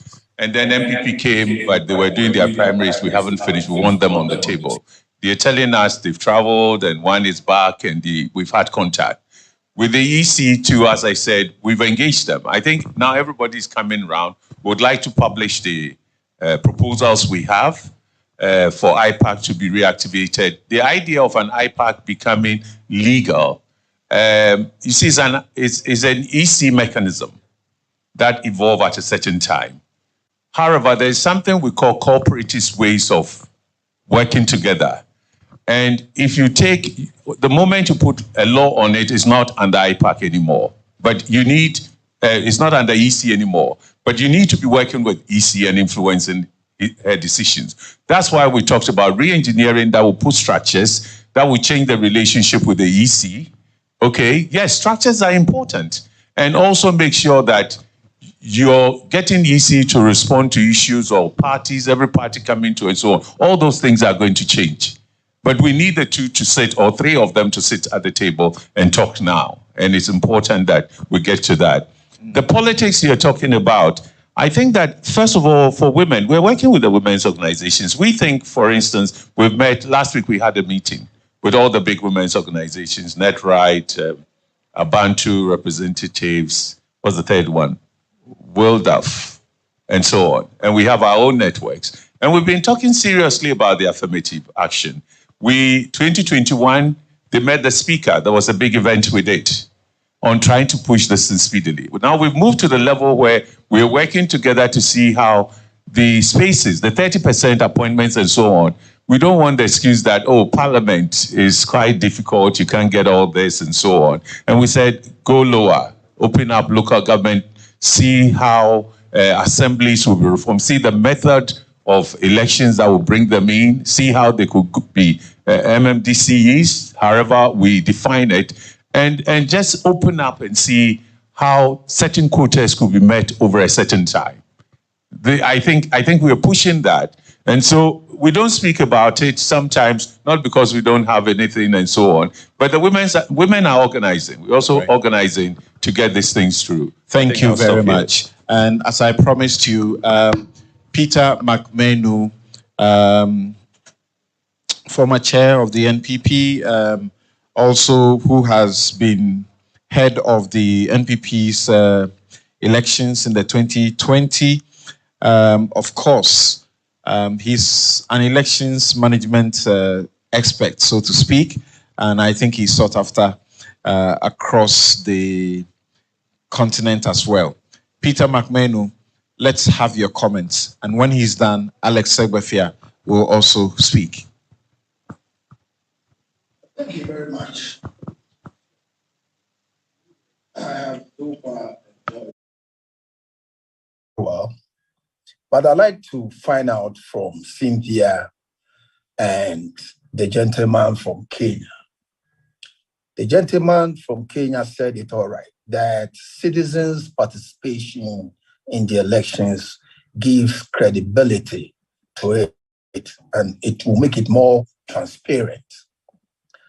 However, in Ghana, and particularly my party, the New Patriotic Party, as also a body corporate and a citizen, we don't allow the elections to die at the voting level. We go beyond that to the resource management level, where we collate our own resource ahead. And the key words are speed, accuracy, and timeliness of the Electoral Commission, so that we'll be able to compare our figures to that of the Electoral Commission at all levels of the resource management. If Nigeria had done that, because when I was in Nigeria, I saw everybody saying they didn't put the results on the IREF, they didn't put the results on the IREF.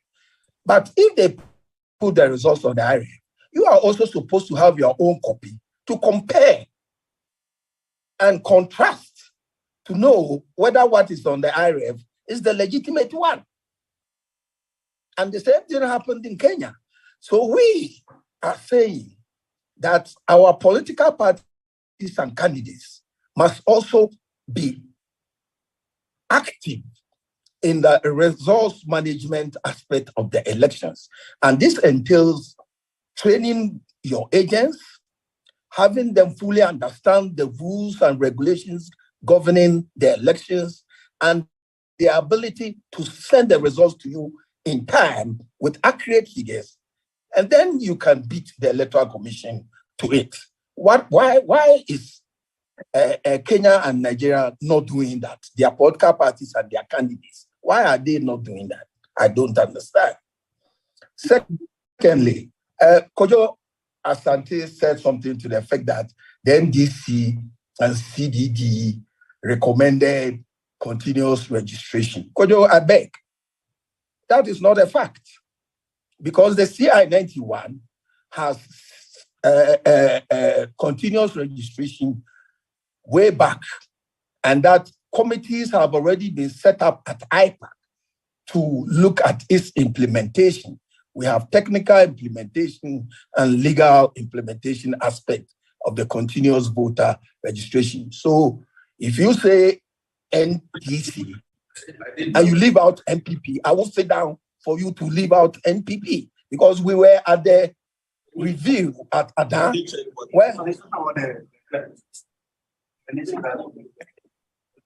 What is it?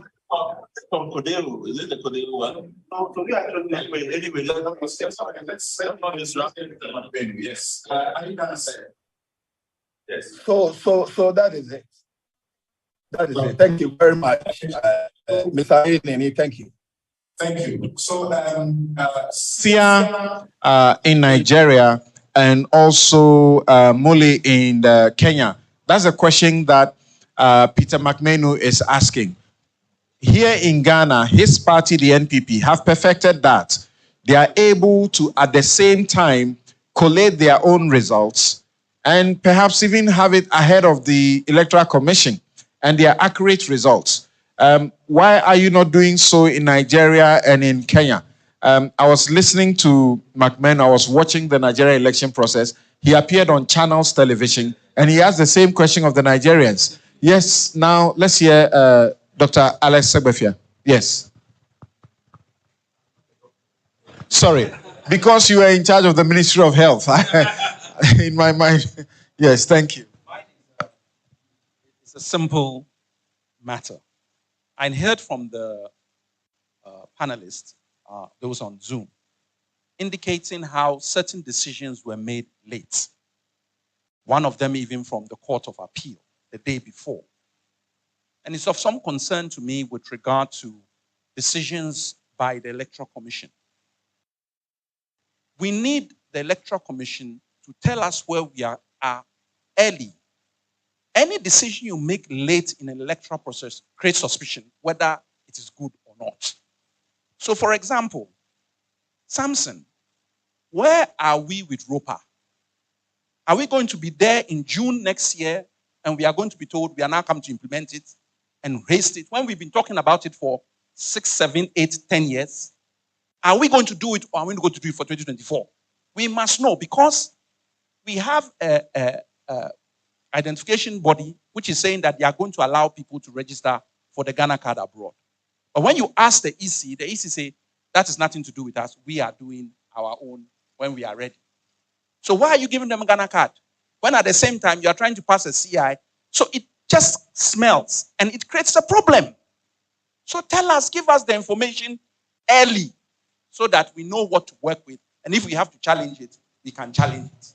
And that's what I want to know, how in, say, Nigeria and also in Kenya, how they have approached the ability of their foreigners abroad being able to vote. Thank you.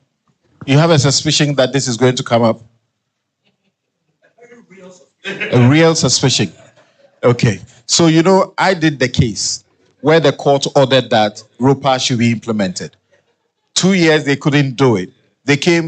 I took them back to court, and they came with an excuse that they couldn't do it. And then COVID came. So COVID became the usual casualty. And so far, there's no word as to when that will be done. So thank you for your question for my clients. Right. So thank you, you and Peter McMenu. Thank you very much. So this is how we end it. So now let's hear from Cynthia and Molly. And then after that, the questioning from Alex, which is a concern, really. Let's begin with Cynthia. Okay, thank you. Thank you, Mr. Peter.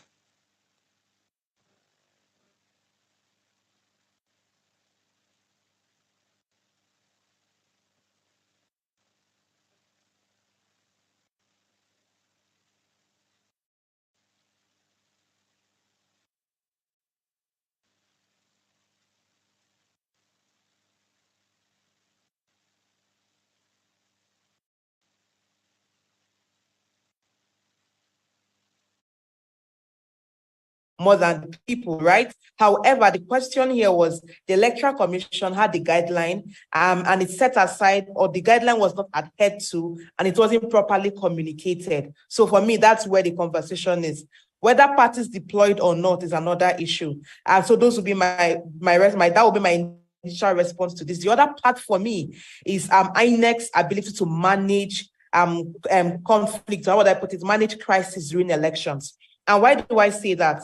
The new Electoral Act gives INEC, the Electoral Commission, the power to review results if the results are not declared voluntarily or if it's not declared in line with the guidelines and manual. So, and the guideline provides that once a party reports, INEC can review before the final announcement. So there was also that demand that once collations started at the national level and parties started to challenge the results, what we expected INEC to do with the new power in the new Electoral Act was to, okay, listen to the complaints and possibly review the results or the states where the results were challenged during the process of collation before the final announcement.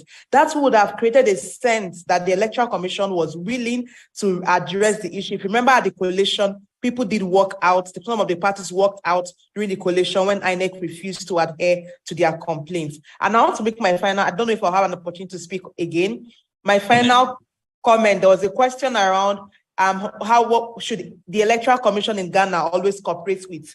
Rather, should CSOs cooperate with the Electoral Commission in Ghana next year? Or there was a question around cooperation with the Electoral Commission. And I think learning from Nigeria experience, we do believe that as civil society organizations, when it comes to elections, we are human rights defenders because we're defending the rights of the voter to vote and that the votes count, meaning that our responsibility is first to the people in our respective countries and not necessarily to the Electoral Commission. However, our interaction with the Electoral Commission must oscillate between cooperation and confrontation, meaning that there are points we cooperate and collaborate when they are adhering to the rules and engaging us actively. But when the Commission begins to step out of line, then we have a responsibility to confront. It does not always mean we must confront and we must not always cooperate. In fact, there are times at the middle we need to compromise to advance democracy. But I think what is most important, learning from Nigeria, is we must constantly remember that our responsibility is to democracy and to the people of the country first, not to the institutions, and that we have a responsibility to cooperate, confront when it is required, but most importantly, objectively address the issues, just so that we're inspiring confidence in democracy and demanding and promoting accountability, because we also do not want to become the threat to democracy. So we need to constantly look for ways to creatively advance the idea of democracy in our respective countries. Thank you very much. Yeah. Thank you very much.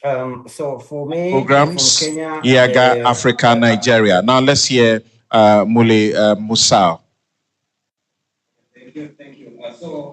The two questions, one on the role of the question of resource management. Nothing stops anybody in Kenya from collecting information or getting the results. The major reason why the political parties in Kenya do not do it is because they do not have very advanced methodologies of how they can be able to do it. Remember that even observers as ourselves do the parallel vote tabulation, and we are able to share that information with everybody. So the parties have, nothing stops them. It is their organizations. What we know from their deployment of agents in the country is that, one, they don't train them very well, and second, they do not deploy them all over the country. So that is problematic for them, and perhaps they need them, therefore, to learn from NPP and NDC and the parties in Ghana. On the question of the diaspora voting, is that Kenya facilitates diaspora voting, but they use a method they're calling progressive. After a lot of work which has been, and research which has been done by the Election Commission, it is found that it is not easy to be able to have all Kenyans who are living abroad to participate in the elections. So they assumed a progressive approach. So we had, the first time we had 5 countries participating. Now in the last election, we had 12 countries where the voters are registered in the consulates and embassies, and they are able to participate in that process. So it's a progressive approach. We are yet to get to the areas where the numbers are very many. My last and final thoughts on this, I think I like what Cynthia has said in terms of the engagement. And therefore, I will not repeat anything that she has said. I will only add that for purposes of inducing confidence in electoral processes, it is important the EC especially reaches out to all actors in a manner that is inclusive, in a manner that is transparent, and in a manner that makes them actively engaged. One of the confrontational aspects that Cynthia was alluding to from a civil society aspect is where the posture of the Election Commission is not very, very favorable. Sometimes we go to courts to force them to engage and to share. And in conclusion, I'm reading a book which has been written by one of the former election commissioners in Kenya, called Ahmed Isaac, who has learned a lot from Afarijian and others. And one of the things that he says is that he realized that being confrontational does not really work, and that election commission, the character of the election commission, however independent it may be, it has to work with the stakeholders who are out there if it is going to espouse confidence and make the citizens believe in the work that it is doing. Thank you. Thank you. Musa, coordinator, elections observation group. Thank you very much. On that note, I think we should just take a minute's final comment from Bernadette French. Thank you. I just want to say that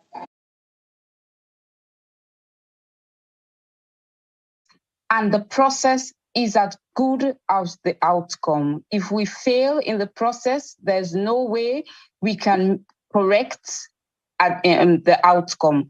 So to enable this, it means that we have to work together. We have to work with the EC. The EC has to work with us in a very constructive manner, but ensuring that we call them out in a very constructive way as well when we think that they're departing from the guidelines and from the law itself. So to enhance trust and confidence and ensuring that the citizens who are the recipients of all that we do become a critical voice in the conduct of electoral processes. Thank you very much. Bernadette French is Director of Programs, Campaign for Good Governance and Western Area Coordinator, National Election Watch, Sierra Leone. We'll take your concluding comments. I think we should take from Prof, because CDD will have CDD, UNDP and CODEO will have the last words. In respect of Alex Segbefia, he's concerned. Do you also think that the EC might spring a surprise that diaspora vote will be coming on?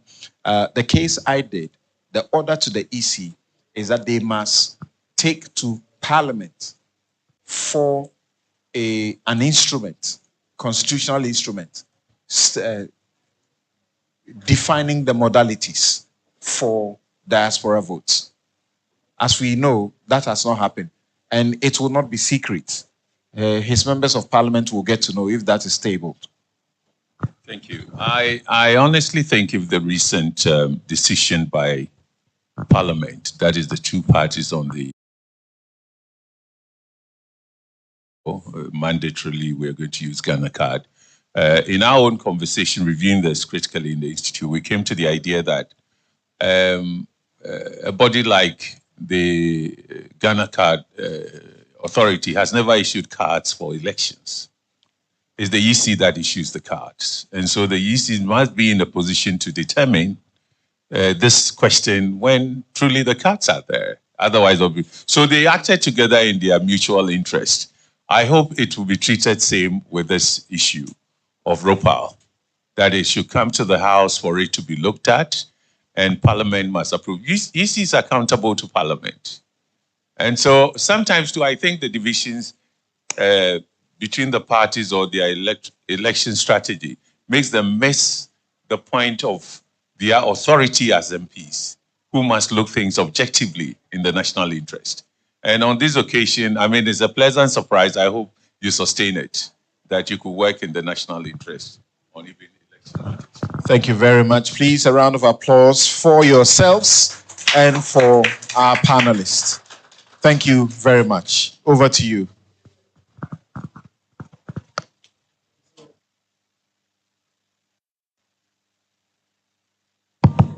Right, so on behalf of CDD-Ghana, I would just like to thank everybody for making it a point to be here, including our panelists and online participants as well. And Dr. Sante, any last words? Or was Prof. Prempeh was supposed to give? Well, I mean, I think for me, it's just that we are going to make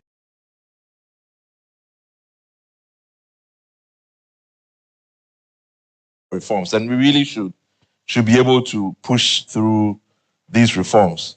But we need to take that approach of dialogue, and everybody has to be proactive, including the NDC.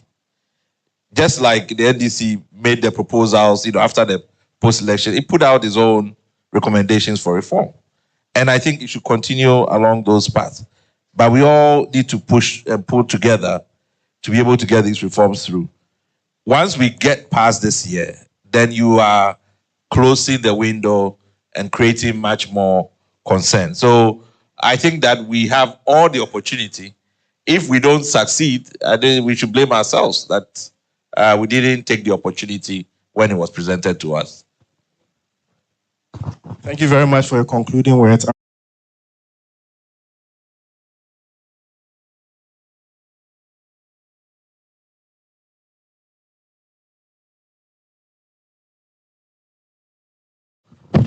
UNDP are very much appreciative to CDD, Kodio, and the entire panel for doing justice to this discussion. I've had to stay longer than usual because I've really enjoyed the deliberations. And I think that this space for policy engagement is very critical for sustaining our democracy. The real lessons from Kenya and Nigeria, in my assessment, really is about inclusive and consensual dialogue spaces. We need to make sure we have inclusive, consensual processes around our elections. Again, from what I hear, there's more for transparent and participatory processes.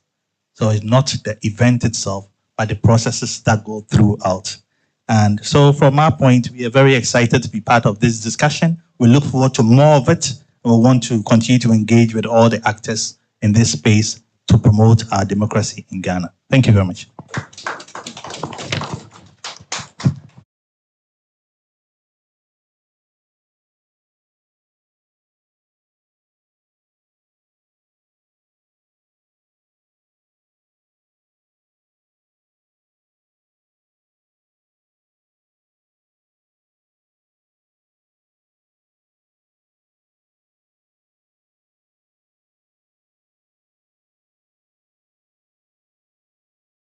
For really doing a very good job with this moderation. I had some comments from my colleague in Kenya. I will share it with him in private about your moderation style and all that. So, yes, thank you to everyone. Thank you to everyone for making this program a successful one. And then we believe that, all the nuggets that have been shared here, we all have a stake in promoting our democracy and then getting our elections to be done right. And so it's a call for all of us.